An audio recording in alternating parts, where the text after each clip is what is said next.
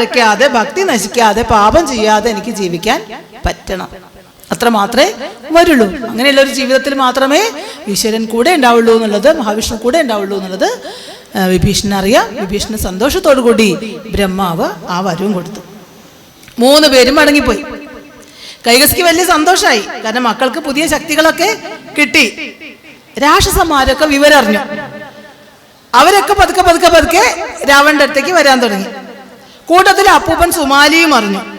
വളരെ കാലമായി കഷ്ടപ്പെടുകയാണ്. അവർക്കൊരു നേതാവില്ല, അവർക്കൊരു രാജാവില്ല, അവരെ ഭരിക്കാനും അവരെ നയിക്കാനും അർഹതയുള്ള ഒരാളില്ല. രാവണനാണ് അതിന് പറ്റുന്ന ആള്. എന്താണ് അടുത്തത് വേണ്ടത് എന്ന് ആലോചിച്ചു. പ്രസ്ഥൻ എന്ന് പറഞ്ഞിട്ടുള്ള രാക്ഷസൻ പറഞ്ഞു, എന്ത്? രാക്ഷസന്മാരുടെ രാജ്യമാണ് ലങ്ക. അവിടേക്ക് കാല് കുത്തിക്കൂടാ, കാരണം വൈശ്രവണൻ അവിടെ ഭരിക്കുകയാണ്. അപ്പൊ അതുകൊണ്ട് എന്ത് വേണം? അന്യായാണ്. ലങ്കയ്ക്ക് ഒരു രാജാവുണ്ട്, ഇപ്പൊ ഉള്ളത് വൈശ്രവണനാണ്, രാവണന്റെ അച്ഛന്റെ മകനാണ്, ശരിയാണ്. പക്ഷെ അയാൾ രാക്ഷസനല്ല, യക്ഷനാണ്. അയാൾ ലങ്കയില് സുഖിച്ച് കഴിയാണ് എന്ന് ചോദിച്ചു എന്ന് പറഞ്ഞു. ആര്? പ്രഹസ്തൻ. അത് കേട്ടപ്പോ 10 തലയുള്ള അതിബുദ്ധിമാനായ രാവണന് മനസ്സിലായി എന്താണ് പറയണത് എന്ന്. എന്നാ ഉടനെ ലങ്കയിലേക്ക് പോകുക. അങ്ങനെ വൈശ്രവണൻ ഒരു സന്ദേശം അയച്ചു. എന്താണ്? ലങ്ക വിട്ടുതരണം. അത് ചെയ്യുമെന്ന് അറിയട്ടെ. ആദ്യം ദൂതനെ പറഞ്ഞേക്കല്ലേ വേണ്ടച്ച, ദൂതനെ പറഞ്ഞയച്ചു. ശരിക്കും വൈശ്രവണന് ലങ്കയിൽ ആരും ഉണ്ടായിരുന്നില്ല. നാഥനില്ലാതെ അനാഥമായി കിടക്കുന്ന സ്ഥലമായിരുന്നു ലങ്ക. അപ്പോ വൈശ്രവണന്റെയും അച്ഛനാണ് വിശ്രവസ്. രാവണന്റെ അച്ഛൻ ഒരേ അച്ഛനാ. അപ്പൊ അച്ഛൻ പറഞ്ഞത് കൊണ്ടാണ്, അഭിപ്രായപ്പെട്ടിട്ടാണ് വൈശ്രവണൻ ലങ്ക ഭരിക്കാൻ തുടങ്ങിയത്. പോട്ടെ, സാരല്ലേ, അനുജനല്ലേ, വന്നോട്ടെ, ഒരുമിച്ച് ജീവിക്കാം എന്ന് വിചാരിച്ചു. എന്നാ പോന്നോളൂ, തനിക്ക് സന്തോഷമുള്ളൂ പറഞ്ഞു. ആര്? വൈശ്രവണൻ. അങ്ങനെ പ്രഹസ്തൻ ലങ്കയിൽ നിന്ന് തിരിച്ചുപോയി കാര്യം പറഞ്ഞു. അപ്പോഴാണ് വൈശ്രവണൻ അച്ഛനെ വിശ്രവസിനെ കണ്ട് പറഞ്ഞു, ഇങ്ങനെ രാവണൻ വരുന്നുണ്ട് അത്രേ, വന്നോട്ടല്ലേ. അച്ഛൻ പറഞ്ഞു ശരിയാവില്ല, അച്ഛൻ അറിയാം എന്ത്, 2 മക്കളും 2 തരാണ്, ബുദ്ധിമുട്ടാവും. അപ്പൊ അതുകൊണ്ട് എന്ത് വേണം? രാവണൻ ഉള്ളിടത്ത് വൈശ്രവണൻ പറ്റില്ല, കാരണം വൈശ്രവണനെ വെച്ച് പൊറപ്പിക്കില്ല എന്നുള്ളത് ഉറപ്പാണ്. അപ്പൊ അതുകൊണ്ട് അവർ ചേരില്ല. അതുകൊണ്ട് വൈശ്രവണൻ ലങ്ക ഒഴിഞ്ഞു കൊടുക്കണം. എന്നിട്ട് അളകാപുരി എന്ന് പറഞ്ഞിട്ടുള്ള യക്ഷന്മാരുടെ രാജ്യത്തേക്ക്, അവിടെ ഒരു രാജ്യം ഉണ്ടാക്കിയിട്ട് അവിടേക്ക് താമസം മാറ്റിക്കോളൂ. ശിവന്റെ അടുത്ത്, കൈലാസത്തിന്റെ അടുത്താണ് അളകാപുരി. അവിടെ താമസം മാറ്റി ആരുടെ സഹായം ഉണ്ടാവും?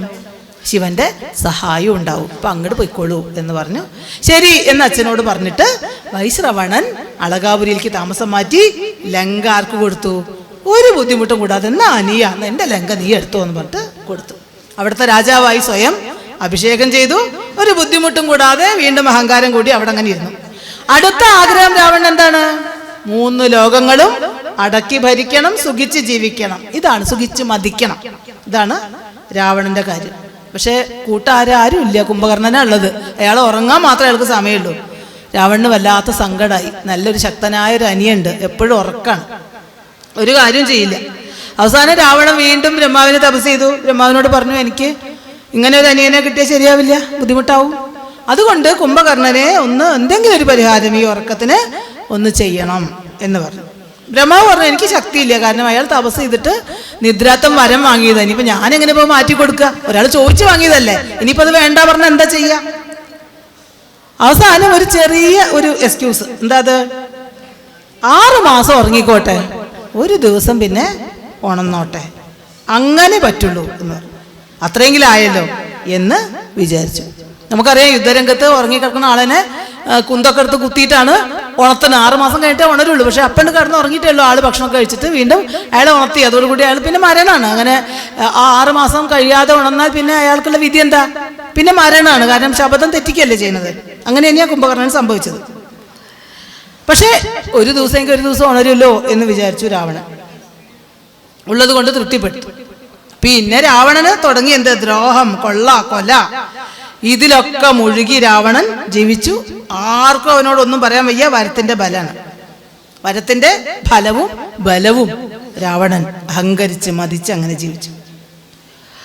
ഒരു ദിവസം രാവണൻ കാട്ടിൽ വേട്ടയ്ക്ക് പോയി. അവിടെ ഒരു അസുരനെ കണ്ടുമുട്ടി. കൂടെ സുന്ദരിയായ ഒരു യുവതിയുണ്ട്. ആ അസുരന്റെ പേര് മയൻ എന്നായിരുന്നു. അസുരന്മാരുടെ ശില്പിയാണ് മയൻ. മയൻ ഒരു വിചാരം വിചാരിച്ചാൽ മതി, ഒരു നഗരം തന്നെ ഉണ്ടാക്കാൻ പറ്റും. മയൻ ഒരു മകളുണ്ട്. എന്താ പേര്? എന്താ പേര്? രാവണന്റെ ഭാര്യ മണ്ഡോദരി, മയന്റെ മകള് മണ്ഡോദരി. അവള് വലിയ സുന്ദരിയാ. അപ്പൊ അവളെ കണ്ടപ്പോ രാവണന് വലിയ ഇഷ്ടം. രാവണൻ എല്ലാ പെണ്ണുങ്ങളും ഇഷ്ടമാണ്. അപ്പൊ അതുകൊണ്ട് മണ്ഡോദരിയെ കണ്ടപ്പോ രാവണന് ഇഷ്ടമായി. മയനാകട്ടെ മകൾക്ക് യോഗ്യനായ ഒരു ഭർത്താവിനെ കണ്ടുപിടിക്കാൻ വേണ്ടി വിചാരിക്കുകയാണ്. അതിന് പറ്റിയ ഒരാളെ കിട്ടി. അങ്ങനെ മയൻ മണ്ഡോദരിയെ രാവണന് കൊടുത്തു. മയന് സന്തോഷമായി. ആ വിവാഹം നടന്നു. മണ്ഡോദരി ഒരു ആൺകുട്ടിയെ പ്രസവിച്ചു. ആ കുട്ടിയുടെ കരച്ചിൽ ഇടിവെട്ട് പോലുള്ള കരച്ചിലായിരുന്നു, മേഘത്തിന്റെ ശബ്ദം പോലെ. അതുകൊണ്ട് ആ കുട്ടിക്ക് മേഘനാഥൻ എന്ന് പേരും വന്നു. രാവണൻ വീണ്ടും വീണ്ടും ദുർമാർഗിയായി ജീവിച്ചു. വൈശ്രവണന് വല്ലാത്ത വിഷമം തോന്നി. എന്താ ചെയ്യുക? ലങ്കയും കൊടുത്തു. അവൻ അവിടെ മുഴുവൻ വേണ്ടാത്തതൊക്കെ ചെയ്യാണ്. കണ്ട പെണ്ണുങ്ങളെയൊക്കെ പിടിച്ചുകൊണ്ടിരിക്കുക. കണ്ട എല്ലാ നല്ലതും രാവണന്. ഇന്ദ്രലോകത്ത് പോകും. രംഭ, തിലോത്തമ, ഉർവശി തുടങ്ങിയ മേനക ഒക്കെ തുടങ്ങി കൊണ്ടുവന്നിട്ട് കുഞ്ചുമ്പേര് പറഞ്ഞ പോലെ എന്നോട് ഭവനത്തിൽ അടിച്ചു തളിക്കുക, മെഴുക, മണ്ഡോദരിയുടെ മുടി കെട്ടി കൊടുക്കുക തുടങ്ങിയിട്ടുള്ള പണികളൊക്കെ ഇങ്ങനെ ചെയ്യിപ്പിക്കുക. തമാശയായിട്ടാണ് നമ്പേര് പറഞ്ഞിരിക്കുന്നത്. അപ്പോൾ അങ്ങനെയുള്ള കാര്യങ്ങളിലൊക്കെ ദുർമാർഗിയായിട്ട് ജീവിച്ചു. വൈശ്രവണൻ വിചാരിച്ചു, ഒന്ന് അനിയനെ ഒന്ന് ഉപദേശിക്കണം. ജ്യേഷ്ഠന്റെ കടമയല്ലേ അനിയനെ ഉപദേശിക്കല്. അതുകൊണ്ട് ഒരു ദൂതൻ ലങ്കയിൽ വന്നു. രാവണൻ അതിഭയങ്കരമായിട്ടുള്ള ദേഷ്യം വന്നു. രാവണൻ അലറി മുന്നോട്ട് ചാടി. ആദ്യം ചെയ്തത് ആ ദൂതനെ വെട്ടി നുറുക്കി അങ്ങോട്ട് കൊന്നു. ഒന്നും പറയാൻ തന്നെ ഇട കൊടുത്തിട്ടില്ല. വിധി എന്ത് ചെയ്തു? ദൂതനെ കൊല്ലുന്നത് പാപമാണ്. ആ പാപത്തിന്റെ ഫലം രാവണൻ അനുഭവിക്കുക തന്നെ വേണം. ഒരു ദൂതനെ കൊന്നു. അതുകൊണ്ട് ഒരു ദൂതൻ കാരണം തന്നെ രാവണന് തകരാറ് വരും എന്ന് ആണ് വിധി നിശ്ചയിച്ചത്. ബാക്കി കഥ നമുക്ക് അറിയാം. അടുത്തത് രാവണൻ ചെയ്തത് എന്താണ്? ദേവന്മാരെ കീഴടക്കണം. അതിന് ഒരുമ്പെടാണ് രാവണൻ ചെയ്തത്. അപ്പോഴാണ് ജ്യേഷ്ഠന്റെ ഒരു ഉപദേശം. എന്നാൽ ഇനി ജ്യേഷ്ഠനെ മര്യാദ പഠിപ്പിക്കണം. എന്ത് ചെയ്യണം? അയാളുടെ രാജ്യമുണ്ട്, യക്ഷന്മാരുടെ രാജ്യം അളകാപുരി ഉണ്ട്. അവിടേക്ക് പട നീക്കണം എന്ന് വിചാരിച്ചിട്ട് രാക്ഷസ സൈന്യം കടൽ പോലെ ആർത്തിരമ്പി. യക്ഷസൈന്യം അവരെ തടഞ്ഞു. യുദ്ധം ഘോരമായി. രാക്ഷസന്മാര് ജയിക്കുന്നുള്ള നില വന്നു. അത് കണ്ട് വൈശ്രവണൻ നേരിട്ട് പോരിനിറങ്ങി. ജ്യേഷ്ഠനും അനുജനും തമ്മിൽ ഭയങ്കരമായിട്ടുള്ള യുദ്ധം. രാവണൻ മായായുദ്ധം ചെയ്തു. ജ്യേഷ്ഠനെ ബോധം കഴുത്തി വീഴ്ത്തി, കൊല്ലാനും തിരിഞ്ഞു. അപ്പോഴേക്കും ചില മഹർഷിമാരൊക്കെ ഇടപെട്ടു. അവർ വൈശ്രവണനെ അകറ്റി രക്ഷപ്പെടുത്തി. ജയം കിട്ടിയ രാവണൻ എന്ത് ചെയ്തു? ആദ്യം വൈശ്രവണന്റെ ആ വിമാനം എടുത്തു, പുഷ്പവിമാനം എടുത്തു. അതിൽ കയറിയിട്ട് യാത്രയായി. അപ്പോൾ സ്വന്തം ആൾക്കാരെ ഏറ്റവും ലങ്ക മുഴുവൻ കൊടുത്തിട്ടുള്ള ജ്യേഷ്ഠനോടാണ് ആര് ചെയ്തത്? രാവണൻ ഇങ്ങനെ ചെയ്തു. ഇങ്ങനെ ചെയ്യുന്ന കുറേ രാവണന്മാരെ നമ്മൾ ഈ നാട്ടിലൊക്കെ കാണുന്നുണ്ട്. അവരുടെയൊക്കെ അവസാനത്തെ വിധി എന്താണെന്നും നമ്മൾ പലപ്പോഴും കാണുന്നുണ്ട്. കുറേ ദൂരം കടന്നു. അപ്പോഴാണ് പുഷ്പവിമാനം ഇങ്ങനെ നിൽക്കുകയാണ്, അനങ്ങണില്ല. നോക്കിയപ്പോൾ കണ്ടു ഒരാളിങ്ങനെ തടഞ്ഞ് നിർത്തിയിരിക്കുക. ആരാണ്? ശിവന്റെ അധീനയാണ് പോണത്, കൈലാസന്റെ അധീനയാണ് പോണത്. അപ്പോഴാണ് നന്ദികേശ്വരൻ തടയുന്നതായിട്ട് കണ്ടത്. ശിവന്റെ വാസസ്ഥാനമാണ് കൈലാസം. അവിടെ ആർക്കും പ്രവേശനമില്ല. നന്ദികേശ്വരൻ വഴി തടഞ്ഞു നിൽക്കുകയാണ്. ഒന്നുകിൽ മരിക്കും അല്ലെങ്കിൽ വിട്ടു പോകണം എന്നാണ് നന്ദികേശ്വരൻ പറഞ്ഞത്. നന്ദികേശ്വരന്റെ രൂപം നമുക്കറിയാം, പശുവിന്റെ രൂപം, വാനരത്തിന്റെ രൂപമാണ്. അപ്പൊ അതുകൊണ്ട് ആ രൂപം കണ്ടിട്ട് നിന്ദിച്ച് ചിരിക്കുകയാണ്, പരിഹസിച്ച് ചിരിക്കുകയാണ് രാവണൻ. നന്ദികേശ്വരൻ നല്ല ദേഷ്യം വന്നു. പക്ഷെ രാവണനോട് ദേഷ്യം കാണിക്കാൻ നിവൃത്തിയില്ല. വരബല അറിയാം. അതുകൊണ്ട് ദേഷ്യം അടക്കി. എന്നാലും കൊരങ്ങനെ പുച്ഛിച്ചാണ് ചിരിക്കുന്നത്. അതുകൊണ്ട് നന്ദികേശ്വരൻ അവിടെ വെച്ചിട്ട് ശാപം കൊടുത്തു. എന്താണ്? എന്നെയൊക്കെ അധോഗതി കൊരങ്ങന്മാരെ കൊണ്ട് തന്നെ ഉണ്ടാവട്ടെ. എന്നെ കൊരങ്ങാന്ന് പറഞ്ഞിട്ട് നീ പരിഹസിച്ച് ചിരിച്ചു. അതുകൊണ്ട് നിന്നെ കൊരങ്ങൻ തന്നെ, കൊരങ്ങൻ കാരണം തന്നെ നീ നശിക്കട്ടെ എന്ന് കൊടുത്തു. അങ്ങനെ രാവണൻ എന്ത് ചെയ്തു? ശിവനെ ഒന്ന് എതിർക്കാം എന്ന് വിചാരിച്ചു. കൈലാസത്തിൽ നിന്ന് ശിവൻ പോകണം. എല്ലാവരും അതാത് സ്ഥലത്തു നിന്നൊക്കെ പോകണം. എല്ലാം എനിക്ക് എനിക്ക് എനിക്ക്, എല്ലാ നല്ലതും ലങ്കയ്ക്ക്, എല്ലതും എനിക്ക്. കൈലാസത്തിൽ നിന്നും ശിവൻ പോകണം. അതായിരുന്നു പിന്നെ രാവണന്റെ ആഗ്രഹം. അതുകൊണ്ട് ശിവനെ മര്യാദ പഠിപ്പിക്കാൻ വേണ്ടിയിട്ട് കൈലാസ പർവ്വതം ഒന്ന് പിടിച്ച് മൂപ്പരെ ഇളക്കി.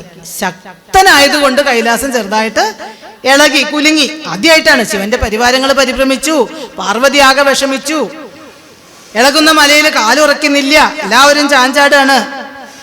ശിവന് മനസ്സിലായി. അങ്ങനെ രാവണൻ വന്ന് കൈലാസം പിടിച്ചളക്കിയോ. എന്നപ്പോ ഒരു പണിയുണ്ട്, കണക്കിനൊന്ന് കൊടുക്കാം എന്ന് വിചാരിച്ചിട്ട് ശിവൻ തന്റെ പെരുവിരൽ കൊണ്ട് ഒന്ന് ഊന്നി. പൊടുന്നനെ പർവ്വതം എന്ത് ചെയ്തു? ഉയർന്ന പർവ്വതം താണ് നിലം തൊട്ടു. രാവണൻ 20 കൈ കൊണ്ടാണ് കൈലാസം താങ്ങി പിടിച്ചത്. ആ കൈകളൊക്കെ പർവ്വതത്തിന്റെ അടിയിലായിട്ട് ഞെരുങ്ങി തുടങ്ങി. രാവണൻ ആവുന്നത്ര ശ്രമിച്ചു നോക്കി, കൈ വലിച്ചെടുക്കാൻ ഒരു രക്ഷയില്ല, പറ്റിയില്ല. ചെയ്ത് തെറ്റായി, നിലയും വിളിയും തുടങ്ങി. ഇനി വേറൊരു മാർഗ്ഗമുള്ളൂ. എന്താണ്? നമഃശിവായ ചൊല്ലി ശിവനെ പ്രാർത്ഥിക്കുക. കരഞ്ഞുകൊണ്ടും സ്തുതിച്ചുകൊണ്ടും 1000 വർഷം കയ്യും പർവ്വതത്തിന്റെ അടിയിൽ വെച്ചിട്ട് അവിടെ കിടന്നു. അപ്പൊ ശിവന് കുറെ കഴിഞ്ഞപ്പോൾ ദയവ് തോന്നി. പെരുവിരലൊന്ന് അയച്ചു, രാവണൻ കൈകൾ വലിച്ചെടുത്തു, ശിക്ഷ കിട്ടി. ശിവൻ ശിക്ഷിച്ചു. എന്നാലും രാവണനോട് വലിയ ബഹുമാനം തോന്നി. വലിയ ശക്തനല്ലേ, കൈലാസം ഇതുവരെ ആരും ഇളക്കിയിട്ടില്ല, രാവണന് മാത്രമേ ആ കരുത്തുണ്ടായിട്ടുള്ളൂ. അതുകൊണ്ട് ശിവന് സന്തോഷം കൊടുത്തു. ശിവൻ അങ്ങനെ ഒരു സമ്മാനം കൊടുത്തു. ചന്ദ്രഹാസം എന്ന് പറഞ്ഞിട്ടുള്ള ഒരു വാള് സമ്മാനം കൊടുത്തു. ഫോട്ടോ.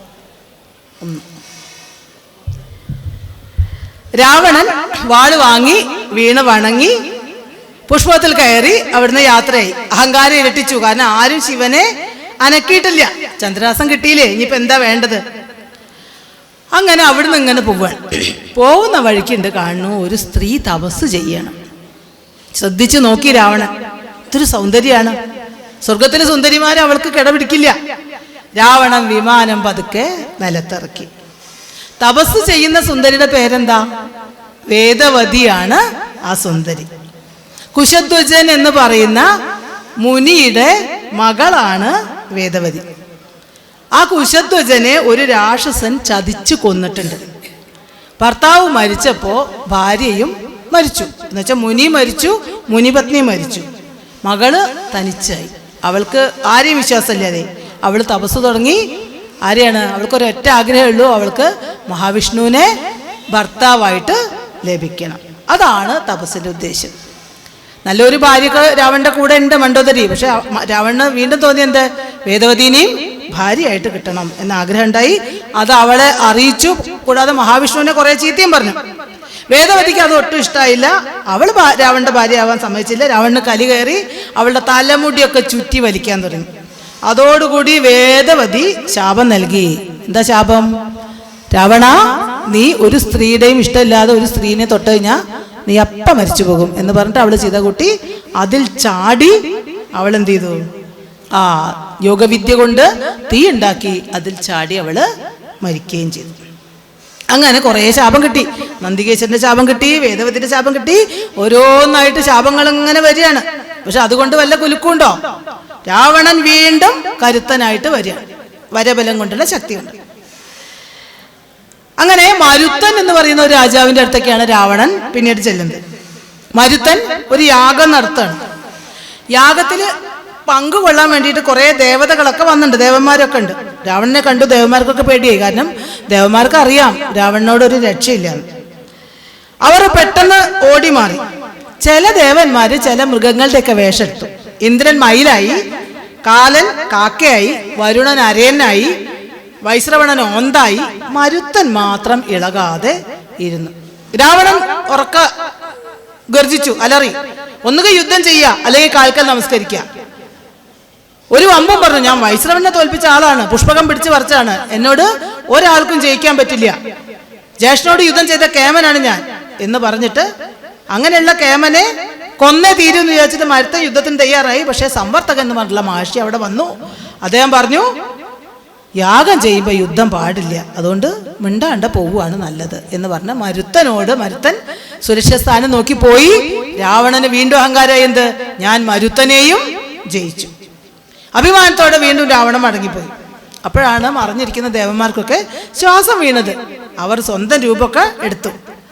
ചില ജന്തുക്കളുടെ ഒക്കെ രൂപത്തിലാണ് അവരുണ്ടായിരുന്നത്. അതുകൊണ്ട് ആ ജന്തുക്കളെയൊക്കെ അവരെ അനുഗ്രഹിക്കാൻ തീരുമാനിച്ചു. മയിലിന്റെ വേഷം ആരെടുത്തത്? ഇന്ദ്രൻ പറഞ്ഞു, മയിലിന് ഏറ്റവും നല്ല ഭംഗി ഉണ്ടാവട്ടെ എന്ന് അനുഗ്രഹം കൊടുത്തു.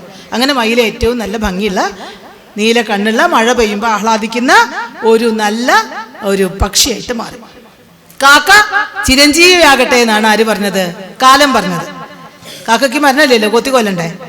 അതുപോലെ മനുഷ്യര് ബലിയിടുമ്പോൾ പിണ്ടൊക്കെ കഴിക്കട്ടെ, അങ്ങനെ പിതൃക്കളെ തൃപ്തിപ്പെടുത്ത. കർക്കിടവാവ് കഴിഞ്ഞു അല്ലേ, പിതൃക്കളെയൊക്കെ തൃപ്തിപ്പെടുത്തട്ടെ എന്നൊരു വാരം കാക്കയ്ക്ക് കൊടുത്തു. കാലൻ അനുഗ്രഹിച്ചു. അരയന്നം വെള്ളത്തിൽ നീന്തി കളിച്ച് താമരനൂൽ തിന്നിട്ട് സുഖമായി ജീവിക്കട്ടെ എന്ന് വരുണൻ അനുഗ്രഹിച്ചു. ഓന്തിന് സ്വർണ്ണ കിരീടം പോലെ ഒരു ഉച്ചിപ്പൂവ് ഉണ്ടാകട്ടെ എന്ന് വൈശ്രവണ്ണും അനുഗ്രഹിച്ചു. അങ്ങനെ ഈ മൃഗങ്ങളെയും പക്ഷികളെയൊക്കെ അനുഗ്രഹിച്ചിട്ട് അവരൊക്കെ അവിടുന്ന് മടങ്ങിപ്പോയി. രാവണൻ പിന്നെയും പല രാജധാനിയിലൊക്കെ ചെന്നു. ഒന്നുകിൽ യുദ്ധം ചെയ്യണം, അല്ലെങ്കിൽ കീഴടങ്ങണം, കാൽക്കൽ നമസ്കരിക്കണം എന്നൊക്കെ പറഞ്ഞു.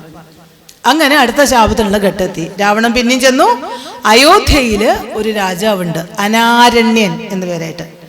ആ രാജാവിന്റെ രാജ്യത്തെയാണ് രാവണൻ പിന്നെ ആക്രമിക്കാൻ ചെന്നത്. ആ രാജാവിന്റെ പോരാളികളെ രാവണനോട് എതിർത്തു. രാവണനോട് ഏറ്റിട്ട് അവരൊക്കെ മരിച്ചു വീണു. അനാരണ്യൻ ഒറ്റയ്ക്ക് ചെന്ന് രാവണനെ എതിർത്തു. അനാരണ്യന് രാവണനെ തോൽപ്പിക്കാൻ കഴിഞ്ഞില്ല. അനാരണ്യൻ ശപിച്ചു, എന്ത്? എൻ്റെ വംശത്തിൽ ഒരു മനുഷ്യനുണ്ടാവും, ഒരു രാജാവ് ഉണ്ടാവും, രാമൻ എന്ന് പറഞ്ഞിട്ട്.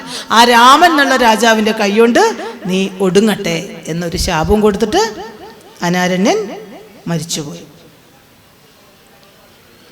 അതിനിടയിലാണ് രാവണൻ ഇങ്ങനെ ജയിച്ച് മതിച്ച് നടക്കുമ്പോഴാണ് ഒരു ചെറിയ തോൽവി ഉണ്ടാവുന്നത്. അതൊരു മനുഷ്യനിൽ നിന്ന് ആണ് ഒരു തോൽവി ഉണ്ടാവുന്നത്.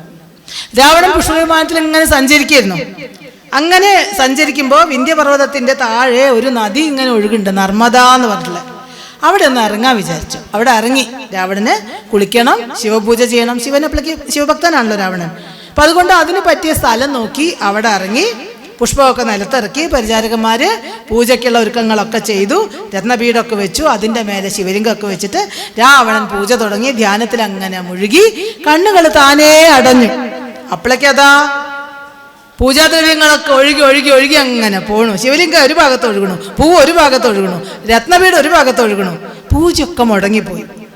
നദി ഇങ്ങനെ ഒഴുകി ഒഴുകി ഇങ്ങോട്ട് വരിക. അങ്ങോട്ട് പോണ നദി ഇങ്ങോട്ട് വരിക. വീണ്ടും വീണ്ടും സാധനങ്ങളൊക്കെ ഇങ്ങോട്ട് വരിക. എന്താ ചെയ്യേണ്ടത്? രാവണൻ കിങ്കരന്മാരെ പറഞ്ഞയച്ചു നോക്കി. അപ്പണ്ട് ഒരാള് കുളിക്കുകയാണ് അവിടെ. ആരത്? കാർത്തവീര്യാർജുനൻ എന്ന് പറയുന്ന ഒരു രാജാവ്, ഒരു മനുഷ്യൻ, ഒരു ശിശു കുളിക്കുകയാണ്. രാവണന്റെ കണക്കിനാണ്. നദിയിൽ കുളിക്കുകയാണ്. കൂടെ ഭാര്യമാരുണ്ട്. ഭാര്യമാർക്ക് കുളിക്കാൻ വേണ്ടിയിട്ട് വെള്ളം ഇങ്ങനെ കെട്ടി കൊടുത്തിരിക്കുക. 1000 കൈയുള്ള മനുഷ്യനാണ് ആര്? കാർത്തവീര്യൻ. അദ്ദേഹം 1000 കൈകൊണ്ട് ഇങ്ങനെ നദിയുടെ നടുവിൽ ഇറങ്ങിയിട്ട് തടഞ്ഞു നിൽക്കുകയാണ്. 500 വലത്തെ കൈ, 500 ഇടത്തെ കൈയും. ഒരു കരയിലേക്ക് 500, മറ്റേ കരയിലേക്ക് 500 കൈ ഇങ്ങനെ നീട്ടിവെച്ചു. അപ്പൊ എന്താണ്? ഒരു അണ കെട്ടിയ പോലെ വെള്ളം ഇങ്ങനെ പൊങ്ങി നിൽക്കുകയാണ്. ആ വെള്ളത്തിലാണ്, പൊങ്ങി വരുന്ന വെള്ളത്തിലാണ് ഈ രാവണന്റെ പൂജാ സാധനങ്ങളൊക്കെ ഒഴുകിപ്പോണത്. കിങ്കരന്മാർ ഓടിപ്പോയി രാവണനോട് പറഞ്ഞു, എന്റെ പൂജ മുടക്കിയിട്ടുള്ളത് ആരാണ്? കാർത്തവീര്യൻ. എന്നാ പിന്നെ യുദ്ധം ചെയ്യാം. അങ്ങനെ യുദ്ധം ചെയ്തു. കാർത്തവീര്യൻ ഒരു കൈ കൊണ്ട് ഒരു ഒറ്റ അടി കൊടുത്തു. രാവണൻ പോയിട്ട് അതാ കിടക്കുന്നു കുറെ ദൂരം, കുറെ കാത അപ്പുറത്ത്. ഒരു രക്ഷയില്ല. കാർത്തവീര്യൻ ആദ്യം പ്രാസ്തനെ തോൽപ്പിച്ചു, പിന്നെ രാവണനെ തോൽപ്പിച്ചു. രാവണൻ ബോധമില്ലാതെ തടി പോലെ കിടക്കാൻ തുടങ്ങി. രാവണനെ കാർത്തവീര്യൻ ഒന്നും ചെയ്തില്ല. വെറുതെ കയറുകൊണ്ട് വരിഞ്ഞു കെട്ടി രാജധാനി കൊണ്ടുപോയിട്ട് ജയിലിൽ തുറുങ്കിൽ അടച്ചു. രാവണന്റെ അഹങ്കാരം തീർന്നു. എന്താ പ്രശ്നം? ഒരു മനുഷ്യനാണ് കാർത്തവീര്യൻ, ഒരു രാജാവ്. താനോ രാക്ഷസൻ. തോറ്റില്ലേ? മനുഷ്യന്റെ തടവിലായില്ലേ? എന്താ ചെയ്യാ? രാക്ഷസന്മാരൊക്കെ വല്ലാതെ ദുഃഖിച്ചു. അവസാനം മാരീചൻ എന്ത് ചെയ്തു? പുലസ്ത്യ മഹർഷിയുടെ സഹായം തേടാൻ തീരുമാനിച്ചു. രാവണന്റെ അച്ഛനായിട്ടുള്ള വിശ്രവസിന്റെ അച്ഛനാണ് പുലസ്ത്യൻ. അങ്ങനെ അവിടെ ചെന്ന് സങ്കടം പറഞ്ഞു. പുലസ്ത്യൻ പുറപ്പെട്ടിട്ട് പിന്നെ ഈ നമ്മുടെ കാർത്തവീര്യാർജുനോട് പറഞ്ഞു, ഒന്ന് സഹായിക്കണം, ആ പേരക്കുട്ടീനെ ഒന്ന് വിട്ടു തരണം എന്ന് പറഞ്ഞു. അപ്പൊ പിന്നെ എന്താ ചെയ്യാ? പുലസ്ത്യ മഹർഷിയ വന്ന് പറയുന്നത്. വിട്ടുകൊടുത്തു, അപേക്ഷ സ്വീകരിച്ചു. അത്രയ്ക്ക് ബഹുമാനാണ്. അങ്ങനെ രാവണൻ തുറുങ്കിന് പുറത്തായി. കാർത്തവീര്യാർജുനൻ നൽകിയിട്ടുള്ള എണ്ണ കൊണ്ട് കുളിച്ചു, തുണിയൊക്കെ എടുത്തു, ചോറുണ്ടു, 10 മുഖവും നാണം കെട്ട് താഴ്ത്തി നിന്നു. കുറച്ച് ദിവസം അവിടെ താമസിച്ചു. ഒരു വിധത്തിൽ യാത്ര പറഞ്ഞിട്ട് പോയി. അങ്ങനെ പോകുമ്പോഴാണ് രാവണന് തോന്നുന്നത് ഒരു രാജ്യമുണ്ട്, കിഷ്കിന്ധാപർട്ട്. അവിടെ ഒരു വലിയ കുരങ്ങുണ്ട്. രാജാവ് അവിടുത്തെ ബാലി എന്നാ പേര്. വലിയ ബലവാനാണത്രേ. ആ ബാലിയെ ഒന്ന് ജയിക്കണം. ഇത്രയും ഒക്കെ കിട്ടിയിട്ടും രാവണന്റെ അഹങ്കാരത്തിന് യാതൊരു കുറവുമില്ല. ബാലിനെ ജയിക്കാൻ വേണ്ടിയിട്ട് രാവണൻ പുറപ്പെട്ടിറങ്ങി. കിഷ്കിന്ധയിലെത്തി. കോട്ടയ്ക്ക് പുറത്ത് നിന്ന് ബാലിനെ വെല്ലുവിളിക്കാൻ തുടങ്ങി. അപ്പോഴാണ് താരൻ എന്ന് പറയുന്ന ഒരു കുരങ്ങൻ അവിടെ വന്നു. പറഞ്ഞു, ബാലി അവിടെ ഇല്ല, സ്ഥലത്തില്ല, തർപ്പണത്തിന് പോയിരിക്കുകയാണ്. യുദ്ധത്തിനാണോ ഭാവം? മരിക്കണമെന്ന് ആഗ്രഹം ഉണ്ടെങ്കിൽ വേഗം ചെന്നോളൂ. ഒരു കുന്ന് കാട്ടിക്കൊടുത്തു. എന്താ കുന്ന്? എല്ലുകൾ കൊണ്ടുള്ള കുന്നാണ്. ബാലിയെ എതിരിട്ട് അവരുടെ എല്ലുകൾ കൊണ്ട് വലിയൊരു കുന്നുണ്ടായിട്ടുണ്ട്. ആ കുന്നിൽ ഒരു എല്ലാം ആവണമെങ്കിൽ വേഗം ചെന്നോളൂ. ബാലിയെ കണ്ട ഉടനെ ബാലി ശരിപ്പെടുത്തി തരും. മരിക്കണോ? വേഗം ചെന്നോളൂ എന്ന് പറഞ്ഞു. ഇപ്പൊ ചെന്നാ മതി. അങ്ങോട്ട് പോകണം, കടലിന്റെ തെക്കേ കരയിലാണ് ബാലി തർപ്പണം ചെയ്യണം, അവിടെ പോയാൽ മതി, അവിടെ ഉണ്ടാവും. കണ്ട ഉടനെ രാവണന് മരിക്കാം എന്ന് പറഞ്ഞു താരൻ. തോൽക്ക് മരിക്കും പോലും, ഞാൻ എന്നെ ആരെ കൊല്ല, എന്തായാലും ഒരു കുരങ്ങ എന്നെ കൊല്ലില്ല, മനുഷ്യനല്ലേ കൊല്ലുള്ളൂ എന്ന് പറഞ്ഞിട്ട് രാവണൻ വേഗം കടലിന്റെ അക്കരയിലെത്തി. താരൻ പറഞ്ഞു ശരിയായിരുന്നു, തർപ്പണം ചെയ്തിട്ട് ബാലി ഇങ്ങനെ ഇരിക്കണം. രാവണൻ എന്താ ചെയ്ത്? രാവണൻ പിന്നെ പോയിട്ട് വാലൊന്ന് പിടിച്ചു. ബാലി ഒന്നും അറിയാതെ ആ വാലുകൊണ്ട് കൈ ഒന്നാണ്ട് കെട്ടി. അങ്ങനെ അടുത്ത കൈ കൊണ്ട് പിടിച്ചു, അടുത്ത കൈ കെട്ടി, അതിൻ്റെ അടുത്ത കൈ കൊണ്ട് പിടിച്ചു. അങ്ങനെ 20 കൈ കൊണ്ടും ബാലിയുടെ വാലിങ്ങനെ പിടിച്ചു. ബാലി എന്ത് ചെയ്തു? 20 വട്ടം ചുറ്റി. അവിടുന്ന് ബാലിയുടെ അവിടുത്തെ തർപ്പണമൊക്കെ കഴിച്ചിട്ട് ബാലി പടിഞ്ഞാറ് ഭാഗത്തേക്ക് ചാടി കടലിൽ. അവിടെ ഇരുന്നും ബാലി കുറേ തർപ്പണം ചെയ്തു. അത് കഴിഞ്ഞും ബാലിയുടെ പൂജയും തർപ്പണമൊന്നും അവസാനിച്ചില്ല. വടക്ക് ഭാഗത്തേക്ക് ചാടി. ചാടുമ്പോൾ എന്തുണ്ട്? ബാലിന്റെ പിന്നിൽ രാവണൻ. ബാലി ചാടും പിന്നിൽ രാവണൻ ചാടും. അത് കഴിഞ്ഞ് കിഴക്കേ ഭാഗത്തേക്ക് ചാടി. അവിടെയും രാവണൻ എത്തി. അതും കഴിഞ്ഞിട്ട് ബാലിയുടെ പൂജയും തർപ്പണമൊക്കെ കഴിഞ്ഞു. ബാലി തിരിച്ച് കിഷ്കിന്ധയിലേക്ക് വന്നു. നന്നായിട്ട് ഊണൊക്കെ കഴിച്ചു. അത് കഴിഞ്ഞിട്ട് പിന്നിക്ക് തിരിഞ്ഞു നോക്കിയപ്പോൾ അവിടെ ഒരു അസുരൻ കിടക്കണു. ഇതെപ്പോ വന്നു എന്ന് ബാലിക്ക് അറിയാഞ്ഞിട്ടൊന്നും ആവില്ല. പക്ഷെ ബാലി അങ്ങനെ ചോദിച്ചു. അങ്ങനെ എന്താ ചെയ്യുക? രാവണൻ നാണം കെട്ടുപോയി, സഹിച്ചു. അവസാനം ബാലിയോട് പറഞ്ഞു, ബാലിയുടെ സ്നേഹം വേണം, ശക്തനല്ലേ, തോൽപ്പിക്കാൻ പറ്റില്ല, സ്നേഹം വേണം എന്ന് പറഞ്ഞ അഗ്നിയെ സാക്ഷിയാക്കിയിട്ട് ബാലിയുടെ സഖ്യം രാവണൻ നേടുകയാണ്. കിഷ്കിന്ധയിൽ കുറേ ദിവസം താമസിച്ചു. ബാലിയുടെ അനുമതിയോട് കൂടിയിട്ട് ലങ്കയിലേക്ക് പോയി.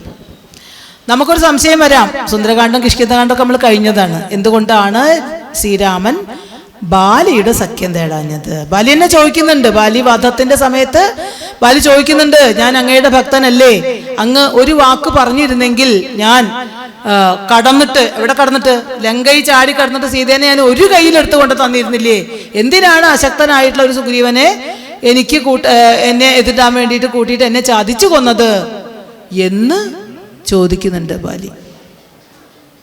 അപ്പോൾ രാവണനുമായിട്ട് സഖ്യമുള്ള ആളാണ് ബാലി. ബാലി ഒരിക്കലും അങ്ങനെ ചെയ്യില്ല. പിന്നെ ബാലി അധർമ്മിയാണ്. ഈ 2 കാരണം കൊണ്ടാണ് രാമൻ ഒരിക്കലും. പിന്നെ നയം, ഒരു രാജാവിന് നയം വളരെ പ്രധാനമാണ്. ഹനുമാന്റെ കൂടെ സുഗ്രീവനുമായിട്ട് ആദ്യം സഖ്യം ചെയ്ത രാജാവാണ് രാവണൻ. അതുകൊണ്ട് തന്നെ ആ സഖ്യം മുറിക്കാൻ പറ്റില്ല. ഏതൊരു പരിതസ്ഥിതിയിലും ആരാണോ നമുക്ക് കഷ്ടപ്പാടിൽ ഉണ്ടായിരുന്ന സുഹൃത്ത്, ആ സുഹൃത്തിനെ വിട്ടുകൊണ്ട് അതിശക്തനായ സുഹൃത്തിന്റെ കൂടെ പോകുന്നത് ധർമ്മിഷ്ഠനായ ഒരാൾക്ക് യോജിച്ചതല്ല. അതുകൊണ്ടായിരിക്കണം രാമൻ, നമുക്ക് അങ്ങനെ വ്യാഖ്യാനിച്ചെടുക്കാം, രാമൻ എന്ത് ചെയ്യാത്തത്? ബാലിയുടെ സഖ്യം നേടാത്തത്.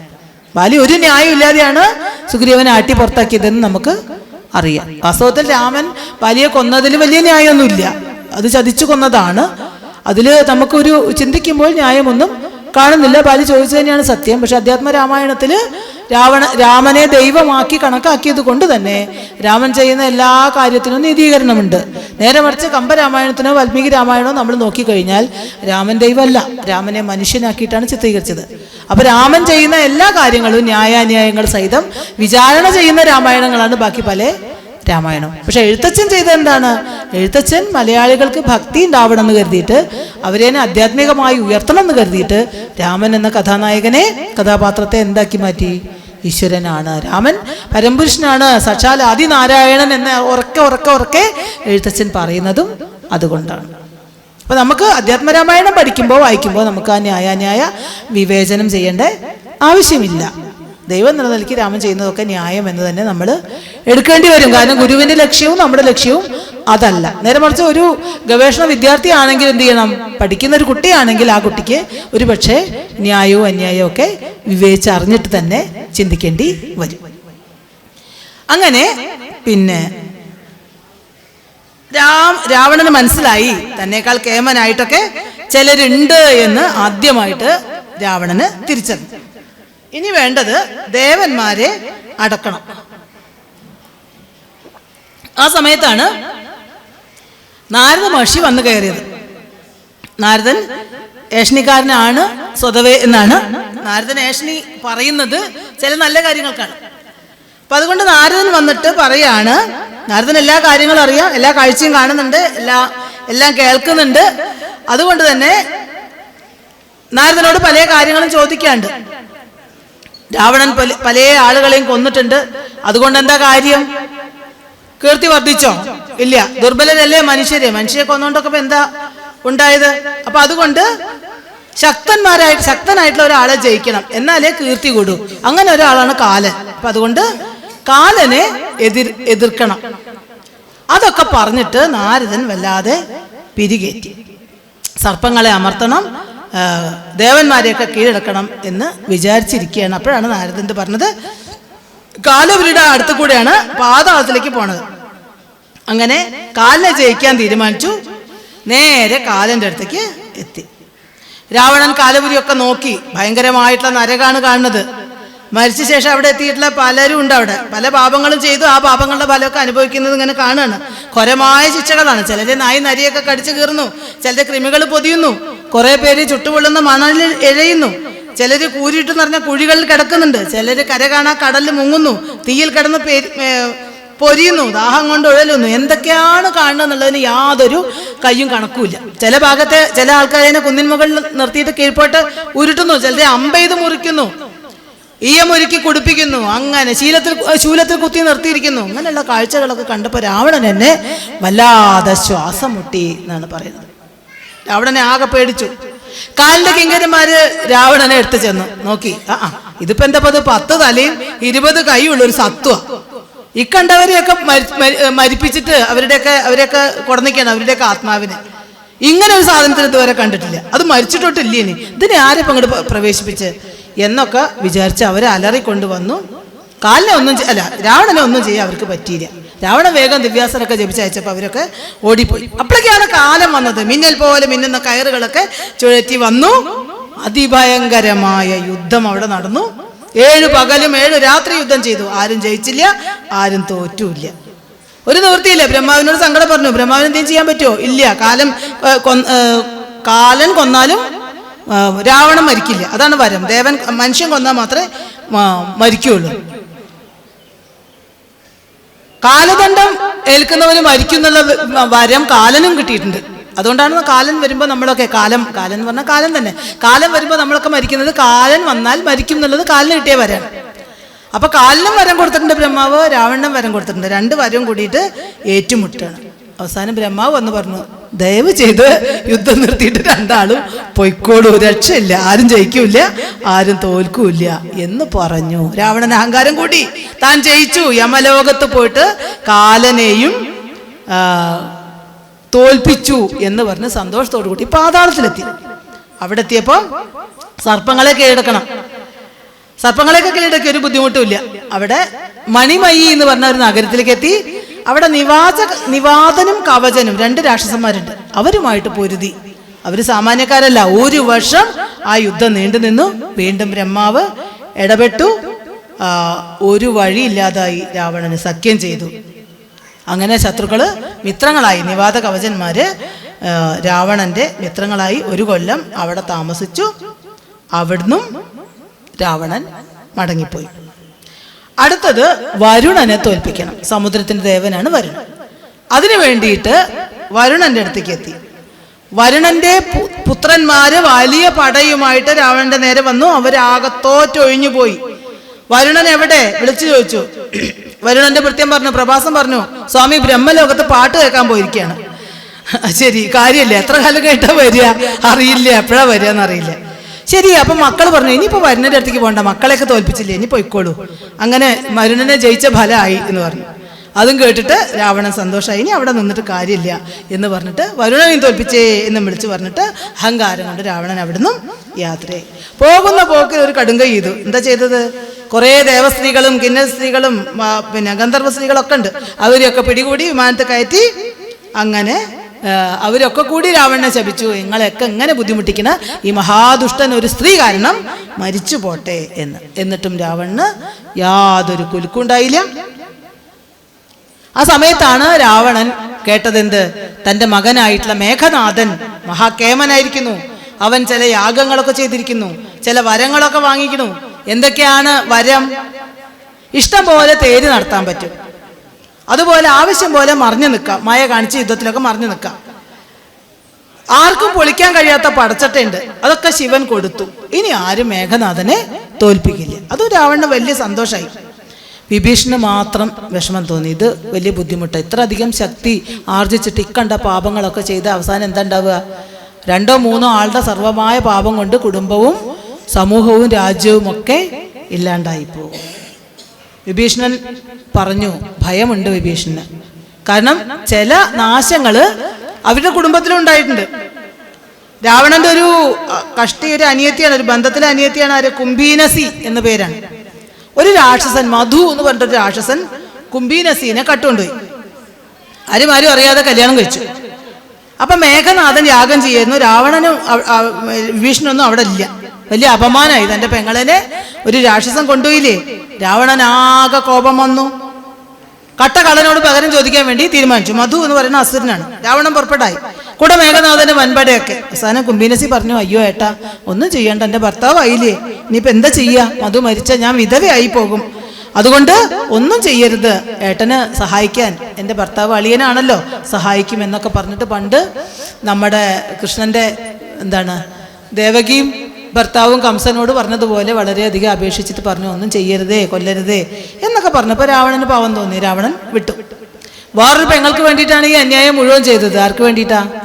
ശൂർപ്പണഖയ്ക്ക് വേണ്ടിയിട്ട്. അത് അങ്ങനെ ഒരു കഥ. അങ്ങനെ രാവണന്റെ ദേഷ്യം തീർന്നു.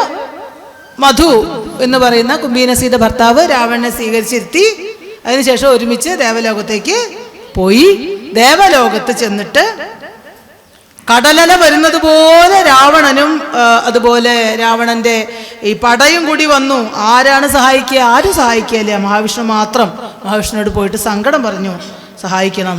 മഹാവിഷ്ണു പറഞ്ഞു, സമയമായിട്ടില്ല, ഇപ്പോൾ വരത്തിന്റെ ഫലമൊക്കെ അനുഭവിക്കട്ടെ എന്ന് പറഞ്ഞു. അവസാനം യുദ്ധം ചെയ്യാൻ തന്നെ തീരുമാനിച്ചു. ഇന്ദ്രൻ യുദ്ധം തുടങ്ങി. മേഘനാഥനും ഇന്ദ്രനും കൂടി യുദ്ധം ചെയ്തു. ഇന്ദ്രന്റെ മകനായ ജയന്തൻ എതിർത്ത് നിന്നു. പക്ഷെ ജയന്തൻ മരിക്കുന്നുള്ള ഘട്ടെത്തി. ജയന്തന്റെ അമ്മയുടെ അച്ഛൻ പുലോമാവ് ജയന്തന്റെ രക്ഷയ്ക്ക് വേണ്ടി എത്തി. അദ്ദേഹം ഈ കുട്ടീനെ കൊണ്ടുപോയിട്ട് കടലിൻ്റെ ഉള്ളിൽ ഒളിച്ചു വെച്ചു. അവസാനം ഇന്ദ്രൻ എന്ത് ചെയ്തു? വലിയ സൈന്യത്തോട് കൂടിയിട്ട് രാവണനെ വളഞ്ഞു. ആ സമയത്ത് മേഘനാഥൻ ചോദിച്ചില്ലേ എത്തിയാള്, മേഘനാഥൻ അവിടെ നിന്ന് ഓടി വന്നു. എന്താ ചെയ്യാ? മേഘനാഥൻ മായാവിയായിട്ട് മറിഞ്ഞെന്ന് യുദ്ധം ചെയ്തു. ദേവന്മാരുടെ മേലെ അമ്പെയ്തു. മേഘനാഥനാണ് അയ്യുന്നത്. മേഘനാഥനെ തോൽപ്പിക്കാൻ ആർക്കും കഴിയില്ല. ഇന്ദ്രൻ ഐരാവതം എന്ന ആനയുടെ പുറത്ത് കയറി അവിടുന്ന് രക്ഷപ്പെട്ടു. ആ സമയത്ത് മേഘനാഥൻ ഇന്ദ്രനെ പിടികൂടി വരിഞ്ഞു കെട്ടി ശത്രുക്കളെയൊക്കെ തുരത്തി. അങ്ങനെ ഇന്ദ്രനെ മേഘനാഥൻ തോൽപ്പിച്ചു. മേഘനാഥൻ ജയിച്ചു, ഇന്ദ്രൻ തോറ്റു. അങ്ങനെ മേഘനാഥൻ ഒരു പേരും കൂടി കിട്ടി. എന്താ കിട്ടിയേ? ഇന്ദ്രജിത്ത് എന്ന പേരും കൂടി കിട്ടി. 2 പേരാണ്, ഒന്ന് ഇന്ദ്രജിത്ത്, ഒന്ന് മേഘനാഥൻ. പാവം ഇന്ദ്രൻ 3 ലോകവും ഭരിച്ചിരുന്നു. ഇപ്പോ ഒരു രക്ഷയില്ല, ആകെ അതോ ഗതിയായി. ബ്രഹ്മാവിന് സങ്കടം ഉണ്ടായി. ഇന്ദ്രിയത്തിനെ ചെന്ന് കണ്ടു, ഒന്ന് വിട്ടുകൊടുക്കണം ഇന്ദ്രനെ എന്ന് പറഞ്ഞു. ഇന്ദ്രിയത്തെ കമ്മീഷനാണ് ചോദിക്കുന്നത്. എന്താ കമ്മീഷൻ? ഇന്ദ്രിയത്തെ ഒരു ഹോമം കഴിക്കൂത്രേ. ആ ഹോമത്തിന്ന് ഒരു തേര് വരണം. ആ തേര് കയറിയിട്ട് പൊരുതിയാല് തോൽപ്പിക്കാൻ പറ്റില്ല. അതാണ് വരം കൊടുക്കേണ്ടത്. അത് കൊടുക്കുകയാണെങ്കിൽ ഇന്ദ്രനെ വിട്ടുകൊടുക്കാന്നാണ്. പക്ഷെ എന്താ ചെയ്യുക? പക്ഷെ അതിലൊരു കാര്യം ചോദിച്ചു, ആ ഹോമത്തിനൊരു വിഘാതം ഉണ്ടായിച്ചാൽ കുഴപ്പമില്ല, പിന്നെ മരിച്ചോട്ടെ. ഹോമം വിജയകരമായി നടത്തിയാൽ ഒരു തേര് വരണം. ആ തേര് കയറി യുദ്ധം ചെയ്താൽ ഇന്ദ്രിയെ തന്നെ ജയിക്കണം, ആരും കൊല്ലാൻ പാടില്ല. ഹോമത്തിന് വിഘ്നം ഉണ്ടാവുകയാണെങ്കിൽ പ്രശ്നമില്ല. അപ്പോൾ ആ ഭാഗം കഴിഞ്ഞോ എന്നൊക്കെ അറിയില്ല. ചിലപ്പോൾ ഇന്ദ്രിയത്ത് മരിച്ചിട്ടായിരിക്കും ഇപ്പോൾ രാവണന്റെ പുറപ്പാട് വരുന്നുണ്ടാവും അല്ലേ? അപ്പോൾ ഓക്കെ. അപ്പോൾ അതന്നെയാണ് ആരുടെ നാശത്തിന് ഇടയാക്കിയത്? ഇന്ദ്രിയത്തിൻ്റെ നാശത്തിന് ഇടയാക്കിയത്. അതൊക്കെ കൊടുത്തു. തേരൊക്കെ കൊടുക്കാനുള്ള വരമൊക്കെ കൊടുത്തു. വരം കൊടുക്കാൻ തീരുമാനിച്ചു. അങ്ങനെ ഇന്ദ്രനെ ഇന്ദ്രജിത്തിൽ നിന്ന് ബ്രഹ്മാവ് വീണ്ടെടുത്ത് കൊണ്ടുപോവുകയും ചെയ്തു. അങ്ങനെ ബലവാനായി തീർന്നു രാവണൻ. പിന്നെയും കുറെ ശാപങ്ങള് വാങ്ങിച്ചു കൂട്ടിയിട്ടുണ്ട് രാവണൻ. നളകൂപരന്മാരുടെ ശാപം, വേദവതിയുടെ ശാപം, ഒരു ബ്രാഹ്മണന്റെ ശാപം കിട്ടിയിട്ടുണ്ട്. പരമശിവന്റെ ത്രിപുര സുന്ദരി വിഗ്രഹം പ്രതിഷ്ഠിക്കാൻ വേണ്ടിയിട്ട് രാവണൻ, കുറേ കഥകൾ അവിടെ ഇവിടെയും കിടക്കുന്നതാണ്. രാവണൻ വൈദിക ബ്രാഹ്മണനെ വിളിച്ചു. അദ്ദേഹം അല്പം താമസിച്ചു വന്നു. അദ്ദേഹത്തെ ബന്ധിച്ച് കാരാഗ്രഹത്തിലാക്കി 7 ദിവസം അവിടെ കിടന്നു. ആ വൈദിക ബ്രാഹ്മണൻ രാവണനെ ശപിച്ചു.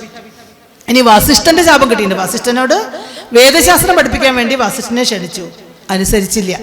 കുപിതനായ രാവണൻ മുനിനെ ബന്ധനസ്ഥനാക്കി. മോചിപ്പിച്ചത് കുവലയാശ്വൻ എന്ന സൂര്യവംശ രാജാവാണ് മോചിപ്പിച്ചത്. അദ്ദേഹത്തിൽ നിന്ന് ഒരു ശാപം കിട്ടിയത്, സൂര്യവംശത്തിൽ ജനിച്ചവരിൽ നിന്ന് നിനക്ക് നാശം ഉണ്ടാവട്ടെ. ഒരിക്കൽ അഷ്ടാവക്രൻ എന്ന് പറയുന്ന മുനി, ആ മുനി പറഞ്ഞു, ആ മുനിയെ കണ്ടപ്പോൾ രാവണൻ പറഞ്ഞു എന്ത്, ഹേയ് സുന്ദര, നല്ല ചന്തം, ഈ 8 വളവും പെട്ടെന്ന് മാറ്റിത്തരാം എന്ന് പറഞ്ഞു. രാവണൻ ആ സാധു മഹർഷി, അഷ്ടാവക്രനെ നമുക്കറിയാം, പലപ്പോഴും പറഞ്ഞാണ്, 8 വളവുള്ള മഹർഷിയാണ്. അദ്ദേഹത്തിന് ശാപം കിട്ടിയിട്ട് അദ്ദേഹം അങ്ങനെയായത്. അപ്പോൾ 8 വളവും മാറ്റിത്തരാമെന്ന് പറഞ്ഞ രാവണൻ ആ സാധു മഹർഷിയെ ചവിട്ടി, പാപിയായ നിന്നെ കവികൾ ആ സകലം ചവിട്ടട്ടെ എന്ന് ആ മഹർഷിയും ശപിച്ചു. അതുപോലെ ദത്താത്രേയൻ എന്ന ഗുരുവിന് അഭിഷേകം ചെയ്യാൻ വേണ്ടിയിട്ട് മന്ത്രം ചൊല്ലി വെച്ച വെള്ളം അതെടുത്തിട്ട് സ്വയം രാവണൻ അഭിഷേകം ചെയ്തു.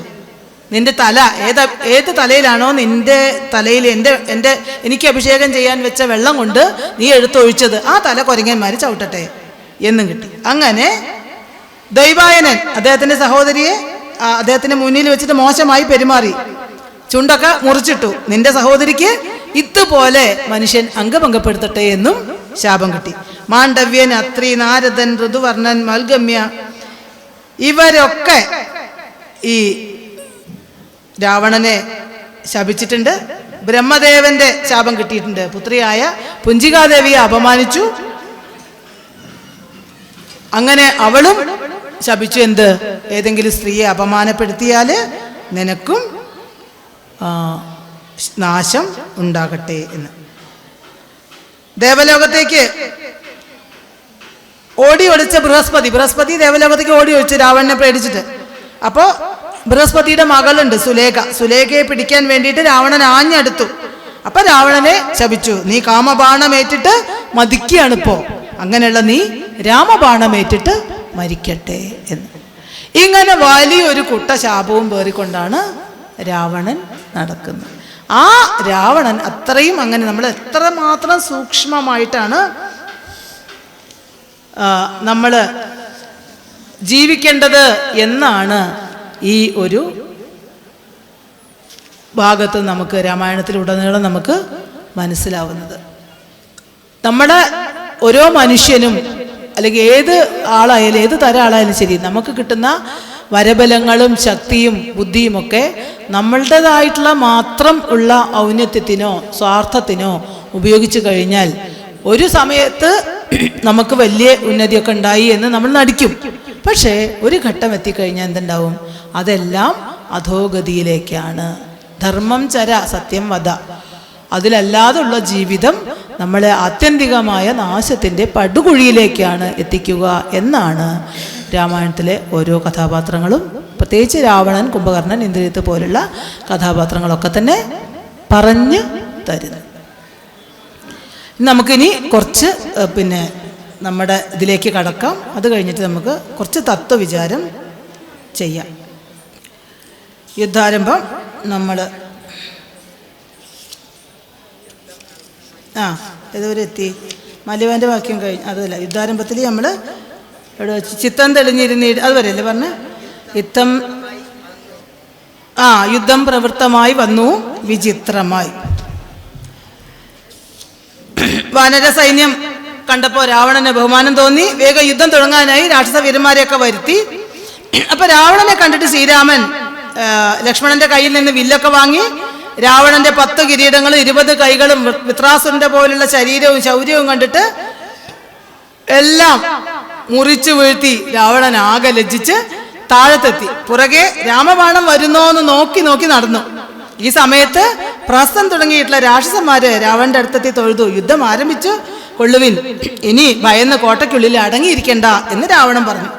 തുടർന്ന് പെരുമ്പറ, മൃദംഗം, ഡക്ക, പണവം, മാനകം, ഗോമുഖം മുതലായ വാദ്യങ്ങളോട് കൂടിയിട്ട് ആന, കുതിര, കാട്ടുപോത്ത്, ഒട്ടകം, കഴുത, സിംഹം തുടങ്ങിയിട്ടുള്ള മൃഗങ്ങൾ വലിക്കുന്ന തേരില് വാള്, ശൂലം, അമ്പ്, വില്ല്, കുന്തം തുടങ്ങിയവയൊക്കെ എടുത്തിട്ട് രാക്ഷസന്മാര് യുദ്ധത്തിന് ഒരുങ്ങി.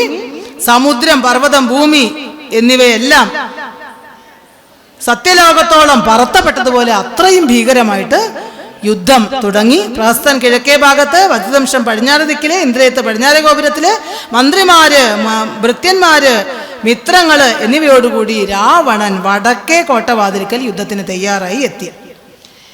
അങ്ങനെ അതിഗംഭീരമായ രാമരാവണ യുദ്ധം തുടങ്ങുന്നു.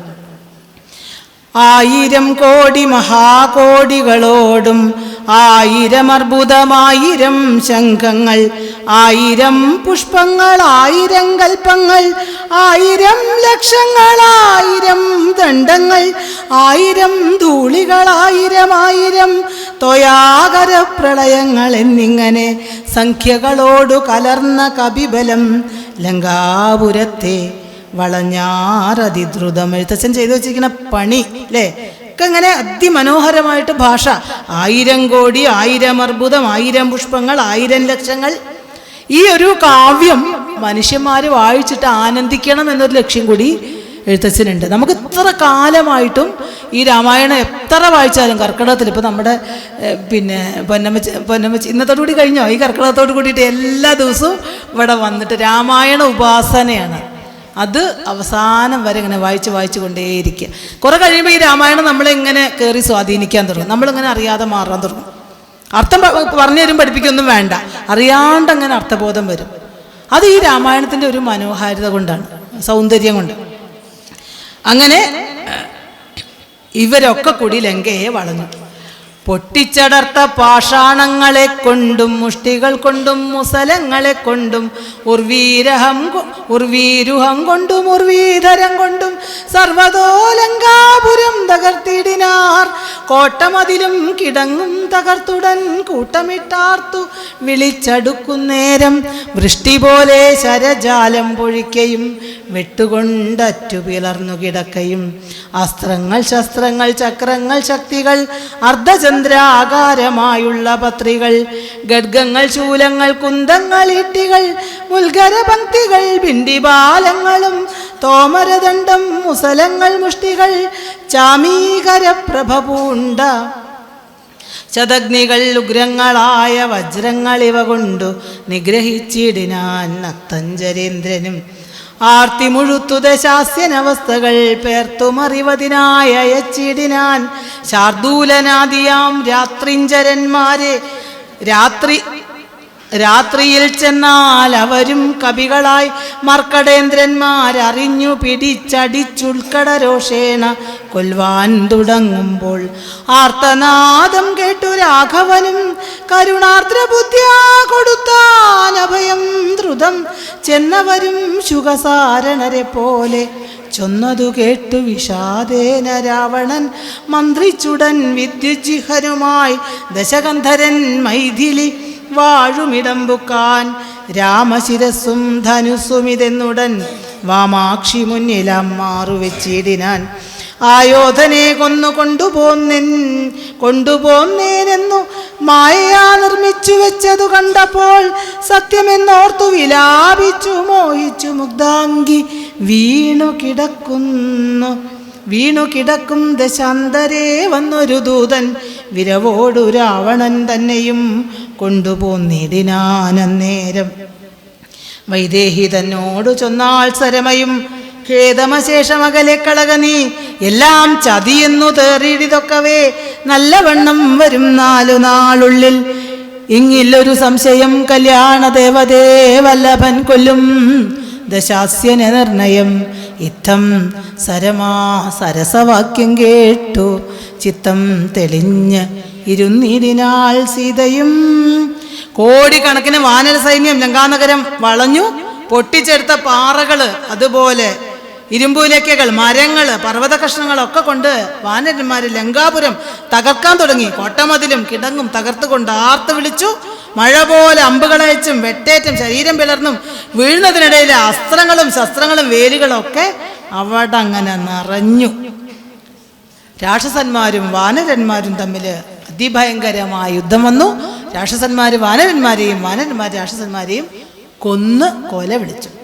ദുഃഖിതനായ രാവണൻ ശത്രുപക്ഷത്തെ വിവരമൊക്കെ അറിയാൻ വേണ്ടിയിട്ട് രാക്ഷസന്മാരെ അയച്ചു. ശാർദൂലൻ തുടങ്ങിയവരെയൊക്കെ. വാനര വേഷം ധരിച്ചിട്ടാണ് ഈ രാക്ഷസന്മാർ വന്നത്. അവരെ വാനരന്മാർ തിരിച്ചറിഞ്ഞു. അവരെ പിടികൂടി വീണ്ടും കൊല്ലാൻ ഒരുങ്ങുമ്പോൾ ശ്രീരാമൻ അവർക്ക് അഭയം നൽകി. അവർ പാവങ്ങളാണ്, അവരെ കൊല്ലണ്ട, ദൂതനാണ്, വേഷം മാറി വന്നു വെച്ചാലും അവരെ വിട്ടയക്കണം എന്ന്. അതാണ് രാമത്വവും രാവണത്വവും തമ്മിലുള്ള വ്യത്യാസം. രാമൻ തനിക്ക് അഭയം നേടിയിട്ടുള്ള ശത്രുക്കളാണെങ്കിൽ പോലും അഭയം കൊടുക്കും. വിഭീഷണൻ അഭയം കൊടുത്തു, മാരീചൻ അഭയം കൊടുത്തു, കഥയൊക്കെ നിങ്ങൾക്ക് അറിയാം. പക്ഷെ ഇവിടെ രാവണൻ അങ്ങനെയല്ല, ദൂതനായി ചെന്നവരെ പോലും നിഗ്രഹിക്കും. രാമനാകട്ടെ എത്ര ദുഷ്ടനാണെങ്കിലും വന്നു കഴിഞ്ഞാൽ അഭയം കൊടുത്ത് ശിഷ്ടന്മാരാക്കും. അങ്ങനെ ഇതൊക്കെ കേട്ടിട്ട് രാവണൻ എന്ത് ചെയ്തു? സീതയുടെ അടുത്ത് ചെന്നു. യുദ്ധത്തില് താൻ രാമനെ കൊന്നു എന്നും പറഞ്ഞിട്ട്, രാമന്റെ തല ഇതാ, വില്ലിതാ എന്നൊക്കെ പറഞ്ഞിട്ട് അതെടുത്തിട്ട് മായ കൊണ്ടുണ്ടാക്കിയിട്ട് അതൊക്കെ സീതയ്ക്ക് മുന്നിൽ വെച്ചു കൊടുത്തു. സീതയ്ക്ക് ആകെ വിഷമായി, സീതയ്ക്ക് അറിയില്ലല്ലോ. അപ്പൊ സീത എന്ത് പറഞ്ഞു? സീത ആകെ രാമൻ മരിച്ചു എന്ന് വെച്ച് നിലവിളിക്കാൻ തുടങ്ങി. അപ്പൊ വിഭീഷണന്റെ പത്നിയായിട്ടുള്ള സരമ സീതയോട് പറഞ്ഞു, നീ സങ്കടപ്പെടരുത് സീതേ, ഇതൊക്കെ രാവണന്റെ വെറും മായയാണ്, ചതിയാണ്. 4 ദിവസത്തിനകം നിന്റെ ഭർത്താവായ രാമൻ നിന്നെ തേടിയെത്തും, നിന്റെ ഭർത്താവ് രാവണനെ കൊല്ലും എന്ന് പറഞ്ഞിട്ട് സീതയ്ക്ക് സരമ സന്തോഷം നൽകി. ഒരു നല്ല സുഹൃത്ത് എല്ലായിടത്തും നമുക്ക് നല്ല സുഹൃത്തിനെ കിട്ടേണ്ടത് ആവശ്യമുണ്ട്. അത് രാക്ഷസ രാജധാനിയിലാണെങ്കിൽ പോലും നല്ല ചില രാക്ഷസികളാണ് സീതയെ നോക്കാൻ എത്തിയത്. അപ്പം അതൊക്കെ അതിലേക്ക് നമുക്ക് പിന്നീട് വരാം. മംഗലദേവതാ വല്ലഭാജ്ഞാവശാൽ അംഗദൻ രാവണൻ തന്നോട് ചൊല്ലിനാൻ, ഒന്നുകിൽ സീതയെ കൊണ്ടുവന്നെന്നുടെ മുമ്പിലാം മാറു വെച്ചിടുക വൈകാതെ, യുദ്ധത്തിനാശു പുറപ്പെടുകലായെങ്കിൽ അത്തൽ പൂണ്ടുള്ളിൽ അടച്ചങ്ങിരിക്കലും രാക്ഷസസേനയും ലങ്കാനഗരവും രാക്ഷസരാജനാം നിന്നോട് കൂടവേ സംഹരിച്ചിടവൻ ബാണമെയ്ത് എന്നുള്ള സിംഹനാദം കേട്ടതില്ലയോ രാവണ, ജാനാഥഘോഷവും കേട്ടതില്ലേ ഭവാൻ, നാണം നിനക്കേതുമില്ലയോ മാനസേ, ഇത്തം അധിക്ഷേപ വാക്കുകൾ കേട്ടധികൃതനായൊരു രാത്രിഞ്ചര വീരനും വൃത്രാരിപുത്ര തനേനെ കൊയ്യെന്ന് നക്തഞ്ചരാധിപന്മാരോട് ചൊല്ലിനാൻ. ചെന്നു പിടിച്ചാർ നിശാചരവീരരും കൊന്നു ചുഴറ്റിയെറിഞ്ഞാർ, കവീന്ദ്രനും പിന്നെയ പ്രാസാദവും തകർത്തിടിനാർ. ഒന്നു കുതിച്ചങ്ങുയർന്നു വേഗേന പോയി മന്നവൻ തന്നെ തൊഴുതു വൃത്താന്തങ്ങളൊന്നൊഴിയാതെ ഉണർത്തിനാനങ്കതൻ ധന്യൻ ഗവയൻ ഗവാക്ഷൻ മരുൾസുതൻ എന്നിവരാദിയാം വാനരവീരന്മാർ ചെന്നു ചുഴന്നു കിടങ്ങും നിരത്തിനാർ. കല്ലും മലയും മരവും ധരിച്ചാശു നില്ലെന്ന് പറഞ്ഞെടുക്കുന്നേരം ബാണചാപങ്ങളും വാളും പരിചയും പ്രാണഭയം വരും. വെൺമഴു കുന്തവും ദണ്ഡങ്ങളും മുസലങ്ങൾ ഗദകളും പിണ്ടിവാലങ്ങളും ഉൽഗരജാലവും ചക്രങ്ങളും പരിഖങ്ങളും ഈട്ടികൾ ശുക്രകജങ്ങളും മറ്റുമിത്യാദികൾ ആയുധമെല്ലാം എടുത്തു പിടിച്ചുകൊണ്ടായോധനത്തിന് അടുത്താരകരും വാരണനാദവും വാജികൾ നാദവും തേരൊരുൾ നാദവും ഞാണൊലീനാദവും രാക്ഷസരാർക്കയും സിംഹനാദങ്ങളും രൂക്ഷതയേറും കവികൾ നിനാദവും തിങ്ങി മുഴങ്ങി പുഴങ്ങി പ്രപഞ്ചവും എങ്ങോമിടതൂർന്നു മാറ്റൊലിക്കൊണ്ടുതേ ജമ്പാരി മുമ്പാം നിലിംബരും കിന്നര കിംപുരുഷോരക ഗുഹ്യക സംഘവും ഗന്ധർവസിദ്ധ വിദ്യാധര ചാരണാദ്യന്തരീക്ഷാന്തരേ സഞ്ചരിക്കും ജനം. പനോചേച്ചിക്കിനോട് നല്ല സ്നേഹമുണ്ട്, എല്ലാവരോടും സ്നേഹമാണ്, അതാണ് വേണ്ടത്. സഞ്ചരിക്കും ജനം എല്ലാ ആചാര്യന്മാരോടും. എൻ്റെ ശബ്ദം അടഞ്ഞു കണ്ടപ്പോൾ മനസ്സിലായി. നാരദനാദികളായ മുനികളും ഘോരമായുള്ള യുദ്ധം കണ്ടുകൊള്ളുവാൻ നാരികളോടും വിമാനയാനങ്ങളിൽ ആരുഹ്യ പുഷ്കരാന്തേ നിറഞ്ഞിടിനാൻ. തുങ്കനാം ഇന്ദ്രജിത്തേറ്റാനതു നേരം അംഗദൻ തന്നോട് അതിന്നു കപീന്ദ്രനും സൂതനെ കൊന്നു തേരും തകർത്താൻ. മേഘനാഥനും മറ്റൊരു തേരിലേറിടിനാൻ, മാരുതി തന്നെ വേൽക്കൊണ്ടു ചാട്ടിടിനാൻ. ധീരനാകും ജമ്പുമാലി നിശാചരൻ സാരഥി തന്നോടു കൂടവേ മാരുതി തേരും തകർത്ത് അവനെ കൊന്നലറിനാൻ. മിത്രതനയൻ പ്രഹസ്തനോടേറ്റിയതു മിത്രാരിയോടു വിഭീഷണവീരനും നീലൻ നികുംഭനോടേറ്റാൻ തപനനെ കാലപുരത്തിനയച്ചാൻ മഹാഗജൻ ലക്ഷ്മണനേറ്റാൻ വിരൂപാക്ഷനാട്. അധ ലക്ഷ്മീപതിയാം രഘുത്തമൻ തന്നോട് രക്ഷധ്വജാഗ്നിധ്വജാദികൾ 10 പേർ തൽക്ഷണേ പോർ ചെയ്തു പുക്കാർ സുരാലയം. വാനരന്മാർക്കു ജയം വന്നിതന്നേരം ഭാനുവും വാരിധി തന്നിൽ വീണിടിനാ. തവണ എനിക്ക് കിട്ടിയ ഭാഗം ഞാൻ വല്യമാഷോട് പറഞ്ഞു, ഒട്ടും തത്വവിശകലനം ഇല്ല, ഞങ്ങൾക്ക് അറിയാം ഇത് കംപ്ലീറ്റ് യുദ്ധമാണ്, ഇത് പറയാനല്ലാതെ ഇതിൻ്റെ അപ്പുറത്തേക്ക് ഒരു തത്വവും പറയാനില്ല. അതെന്താ വെച്ചാൽ ബാക്കി എല്ലാവരും വേറെ ഓരോന്ന് പറയുമ്പോൾ അത് ഇവിടെ അങ്ങനെ പറഞ്ഞു കേൾക്കാറുണ്ട്. കാരണം നമുക്ക് തന്നിരിക്കുന്ന ടോപ്പിക്കാണ് നമ്മൾ പറയേണ്ടത്, അതിലപ്പുറം നമുക്ക് പറയാൻ നമുക്ക് അവകാശമില്ല, അതാണ് സത്യം. അപ്പം അതുകൊണ്ട് നമുക്ക് ഇങ്ങനെ തന്നെ പോവാം. ലക്ഷ്മീകാന്തനായതുകൊണ്ടാണ് ഞാൻ ഇന്ന് രാവണൻ്റെ കഥ മുഴുവൻ പറയാൻ കാരണം അത് പറയാൻ നമുക്ക് അവസരമുണ്ട്. അതെ, ലക്ഷ്മീകാന്തനായ ശ്രീരാമന്റെ ആജ്ഞ അനുസരിച്ചിട്ട് രാവണ സന്നിധിയിലെത്തിയിട്ടുള്ള അംഗദൻ രാവണനോട് പറഞ്ഞു, ഒന്നുകിൽ നീ വേഗം എന്ത് ചെയ്യണം, സീതയെ കൊണ്ടുവന്ന് എൻ്റെ കാൽക്കൽ സമർപ്പിക്കുക, അല്ലെങ്കിൽ യുദ്ധത്തിന് പുറപ്പെടുക. അല്ലാതെ പേടിച്ച് ദുഃഖത്തോടെ ഉള്ളിൽ അടച്ചിരുന്നാൽ രാക്ഷസനെയും ലങ്കാനഗരത്തെയും രാക്ഷസ രാജാവായിട്ടുള്ള നിന്നെയും ബാണമെയ്ത് കൊല്ലും എന്ന ശ്രീരാമന്റെ സിംഹനാഥമൊക്കെ അദ്ദേഹത്തിന്റെ ഞാണൊലിയും രാവണ നീ കേൾക്കുന്നില്ലേ? അംഗദൻ ഇവിടെ നല്ല ദൂതന്. ഈ അതിശേപ വാക്കുകൾ കേട്ടിട്ട് രാവണന് വലിയ കോപം വന്നു. അംഗദനെ കൊല്ലാൻ വേണ്ടി രാക്ഷസ വീരന്മാരോട് പറഞ്ഞു.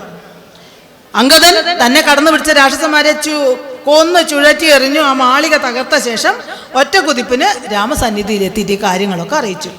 അതിനുശേഷം സുഷേണൻ, കുമുദൻ, നളൻ, ഗജൻ, ധന്യൻ, ഗവയൻ, ഗവാക്ഷൻ തുടങ്ങിയിട്ടുള്ള ഹനുമാൻ തുടങ്ങിയിട്ടുള്ളവരൊക്കെ കോട്ടയ്ക്കുള്ളിൽ കിടങ്ങ് നിർത്തി കല്ലും മലയും മരങ്ങളൊക്കെ ഏന്തിക്കൊണ്ട് വാനന്മാര് രാക്ഷസ സൈന്യത്തെ എതിർത്തു. അങ്ങനെ ധാരാളം ആയുധങ്ങളുമായിട്ട് രാക്ഷസപ്പട വാനര സൈന്യത്തെ നേരിട്ടു. ആനകളുടെ ചിഹ്നം വിളി, കുതിരകളുടെ ശബ്ദവും തേരുരുളുമ്പോഴുള്ള നാദവും ഒക്കെ കേട്ടു. രാക്ഷസന്മാരുടെ ആർപ്പ് വിളിയും സിംഹഗർജനവും അലർച്ചയും ഒക്കെ കേട്ട് അങ്ങനെ ആ ശബ്ദം മുഴുവൻ മാറ്റൊലിക്കൊണ്ടിട്ട് പ്രപഞ്ചമാകെ ഇളകി.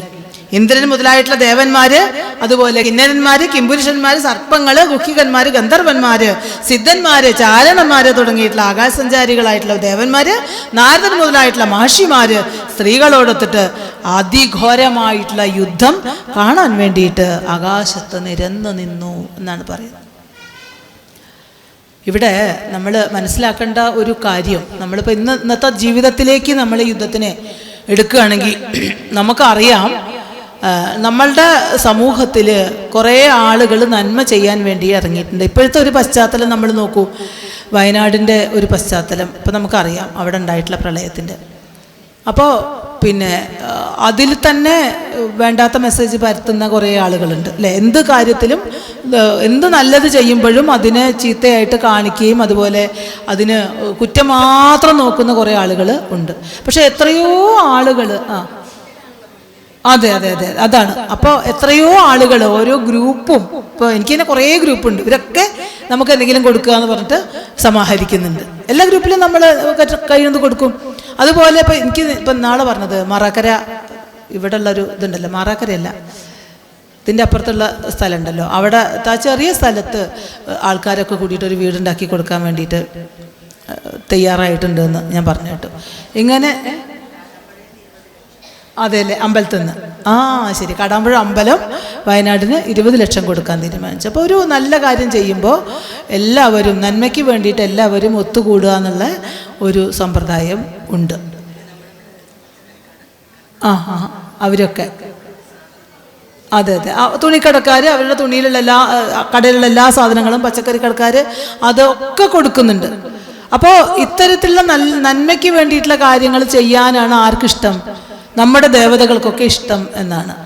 അപ്പോൾ രാവണത്വങ്ങളെയൊക്കെ നിഗ്രഹിച്ച് രാമത്വത്തിനെ കൊണ്ടാടാനാണ് മേലെ ഇരിക്കുന്ന സിദ്ധരൂപികൾക്കൊക്കെ ഇഷ്ടം. അപ്പം അതുകൊണ്ട് തന്നെ അത്തരത്തിലുള്ള സൽക്കർമ്മങ്ങൾ ചെയ്യുമ്പോൾ ഒരുപാട് അനുഗ്രഹങ്ങൾ ഉണ്ടാവുന്നതാണ് നമ്മുടെ സിദ്ധാന്തം. നമ്മുടെ സിദ്ധാന്തമല്ല, എല്ലാ സിദ്ധാന്തവും അങ്ങനെയാണ് പറയുന്നത്.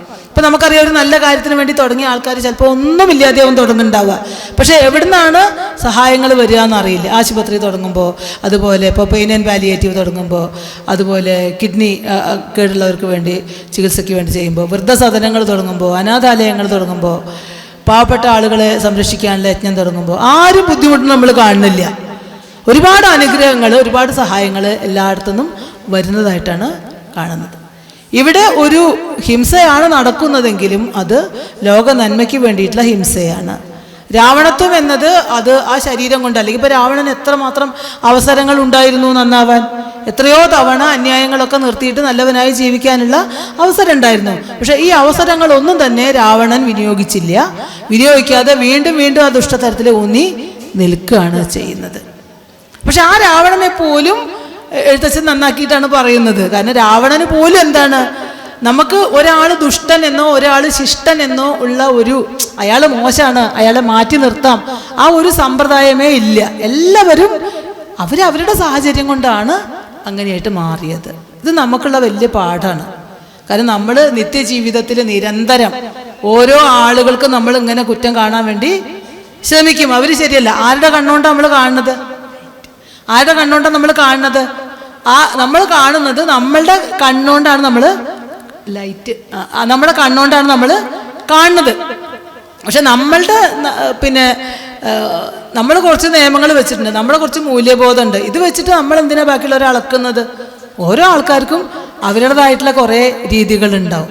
അതങ്ങനെ പോയിക്കോട്ടെ, നമുക്ക് സൗകര്യം ഉണ്ടെങ്കിൽ ചേർത്ത് നിർത്തുക, അല്ലാച്ചാൽ നമ്മൾ വിട്ടുമാറി പോവുക. അത്രേ ജീവിതത്തിൽ ആവശ്യമുള്ളൂ. ഈ ഒരു സിദ്ധാന്തം നമ്മൾ പാലിച്ചാൽ നമുക്ക് വളരെ സന്തോഷം ഉണ്ടാവും ജീവിതത്തിൽ. അല്ലാതെ നാട് മുഴുവൻ നന്നാക്കാൻ നിന്നിട്ട്, അല്ലെങ്കിൽ നമ്മുടെ വീട്ടിലുള്ളവരെ, മക്കളെ നേരെയാക്കുക, ഭർത്താവിനെ നേരെയാക്കുക, കുടുംബക്കാരെ നേരെയാക്കുക, ചേച്ചീനെ നേരെയാക്കുക, അനിയത്തിനെ നേരെയാക്കുക, എന്തിന്? ഒരു കാര്യമില്ല. നമ്മളാദ്യം നേരെയായിട്ട് വേണ്ടേ ഇതൊക്കെ നേരെയാക്കാൻ? വല്ല കാര്യമില്ല. അവരുടെ കണ്ണിൽ നമ്മൾ ചിലപ്പോൾ എന്താവില്ല, നേരെയായി എന്ന് വരില്ല. അതെ, തെളിക്കുന്നിടത്തേക്ക് പോയില്ലെങ്കിൽ പോണോടത്തേക്ക്. അതിന് തെളിക്കാൻ തന്നെ നിൽക്കണ്ട, ആ വഴിക്ക് പോയിക്കോട്ടെ. നമ്മൾ കേമന എന്നുള്ള ഭാവം കൊണ്ടല്ലേ നമ്മൾ തെളിക്കുന്നത്. ആ ഭാവം ഇല്ല വെച്ചാൽ ഒരു പ്രശ്നവും ഉണ്ടാവില്ല. അതാണ്. പക്ഷെ ഇവിടെ രാമൻ അത് ചെയ്യാൻ പറ്റില്ല. രാവണൻ പോണോടത്തേക്ക് പോയിക്കോട്ടെ എന്ന് തെളിക്കാൻ രാമന് പറ്റില്ല. കാരണം രാമൻ എന്നത് രാജാവാണ്. രാജാവിന് രാജ്യത്തിന്റെ സുരക്ഷ നോക്കണം, കാടിന്റെ സുരക്ഷ നോക്കണം, തന്നോട് ചെയ്തിട്ടുള്ള തന്നോട് ചെയ്തിട്ടുള്ള അന്യായത്തിന് മറുപടി പറയണം. അപ്പൊ രാജാവ് എന്ന് പറയുന്ന യോദ്ധാവാണ്. ഇപ്പൊ നമ്മുടെ പ്രധാനമന്ത്രി നരേന്ദ്രമോദി യുദ്ധത്തിന് വന്നു കഴിഞ്ഞാൽ അന്ന് എന്താ ചെയ്തോട്ടെ പറഞ്ഞിട്ട് വേറെ ഇരിക്കാൻ പറ്റുമോ? ഒരിക്കലും പറ്റില്ല. അത് ധർമ്മമല്ല. അപ്പോൾ ഓരോ ആളുകൾക്കും എന്തുണ്ട്? ഓരോ ധർമ്മമുണ്ട്. ആ ധർമ്മത്തിന്റെ പക്ഷത്ത് നിന്നുകൊണ്ട് വേണം ചെയ്യാൻ. അതാണ് കാര്യം. ഇപ്പം നമ്മുടെ സ്ഥാനം, ഇപ്പോൾ കുട്ടിയാണെങ്കിൽ എന്താ ചെയ്തോട്ടെ എന്ന് ചിലപ്പോൾ നമുക്ക് പറയാൻ പറ്റിയെന്ന് വരില്ല. കാരണം നമ്മൾ ധർമ്മം നേരെയാക്കേണ്ടതുണ്ട്. ബാക്കി പുറമക്കാരെയൊക്കെ നമുക്ക് അങ്ങനെ ചെയ്യാം. നമ്മുടെ സ്വന്തം ആളുകൾ നമ്മൾ ചെയ്യേണ്ട ധർമ്മം ചെയ്തുകൊണ്ട് നമുക്ക് അതിനൊരു അതിർവരമ്പ് വെച്ചുകൊണ്ട് നമുക്ക് പെരുമാറിയാൽ നമുക്ക് അവർക്കൊന്നും പ്രശ്നമില്ല, നമുക്ക് വളരെ സമാധാനം ഉണ്ടാവും. അതാണ് കാര്യം. അങ്ങനെ ഈ ദേവതകളൊക്കെ രാമന്റെ മേലെ പുഷ്പവൃഷ്ടി ചെയ്തു. അതിശക്തനായ ഇന്ദ്രജിത്ത് അംഗദനുമായിട്ട് യുദ്ധം തുടങ്ങി. അംഗദന് ഇന്ദ്രജിത്തിനെ തേരാളിയെ കൊന്നു, തേരും തകർത്തു. അങ്ങനെ വേറൊരു തേര് കയറി യുദ്ധം തുടർന്നു. അങ്ങനെ അന്നത്തെ യുദ്ധത്തിൽ വാനര സൈന്യമാണ് ജയിച്ചത്. അപ്പോഴേക്കും സൂര്യൻ അസ്തമിക്കുകയും ചെയ്തു. ഞാനിത് വായിക്കാം. അത് മുഴുവൻ പറഞ്ഞു കഴിഞ്ഞാൽ എനിക്ക് വേറെ കുറച്ച് കാര്യം കൂടി പറയാനുണ്ട്. അതിന് സമയം ഉണ്ടാവില്ല. ഇത് എല്ലാവർക്കും അറിയണ കാര്യം. ഞാൻ വേഗം വായിച്ച് കുറച്ച് നേരം കൂടെ വായിച്ചിട്ട് നമുക്ക് കുറച്ച് തത്വങ്ങൾ നമുക്ക് ഒന്ന് പറയാം, അല്ലാതെ കാര്യം ഉണ്ടാവില്ല. ഇന്ദ്രജിത്ത് ഇന്ദ്രാത്മജാത്മജനോടേറ്റു തോറ്റുപോയി ഇന്ദ്രജിത്ത് അമ്പരാന്തേ മറഞ്ഞിടിനാൻ. എന്താ ഞാൻ ചൊല്ലണമെന്ന് വെച്ചാൽ എൻ്റെ വായന കേൾക്കാൻ ഇഷ്ടമുള്ള ആൾക്കാർ ഒരുപാടുണ്ട്, പുറത്തൊക്കെ ഉണ്ട്. അവർ ചോദിക്കും ടീച്ചർ എന്താ വായിക്കാത്തതെന്ന്. അതുകൊണ്ടാണ്. നാഗാസ്ത്രമെയ്തു മോഹിപ്പിച്ച് ദൂപത രാഘവന്മാരെയും വാനരന്മാരെയും വന്ന കവികളെയും നരന്മാരെയും ഒന്നൊഴിയാതെ ജയിച്ചേനിതെന്നവൻ വെന്നിപ്പെരുമ്പറ കൊട്ടിച്ചു മേളിച്ചു ചെന്നു ലങ്കാപുരം തന്നിൽ മേവീടിനാൻ. താപസവൃന്ദവും ദേവസമൂഹവും താപം കലർന്നു വിഭീഷണ വീരനും ഹാഹാ വിഷാദേന ദുഃഖവിഷണ്ണനായി മോഹിതന്മാരായി മരുവിന്ദശാന്തരെ. സപ്തദീപങ്ങളും സപ്താർണവങ്ങളും സപ്താചലങ്ങളും ഉത്ക്ഷോഭമം വണ്ണം സപ്താശുകോടി തേജോമയനായി സുവർണാദ്രി പോലെ പവനാശനനാശനബ്ദിതോയം ദിതാ ഭിത്വാ സ്വഭക്ഷയുഗ്മോ ദൂതലോകത്രയത്തോടതിദ്രുതം നാഗാരി രാമപാദം വണങ്ങിയിടിനാൻ. നാഗാസ്ത്രബന്ധനം തീർന്നിതു തൽക്ഷണേ. യുദ്ധത്തിൻ്റെ ഓരോരോ കാര്യങ്ങളാണ്. ഓരോ അസ്ത്രങ്ങൾ എയ്യുന്നു, അതിൻ്റെ ബന്ധനം തീരുന്നു. അങ്ങനെയുള്ള കാര്യങ്ങളാണ് ഇതിലൊക്കെ വരുന്നത്.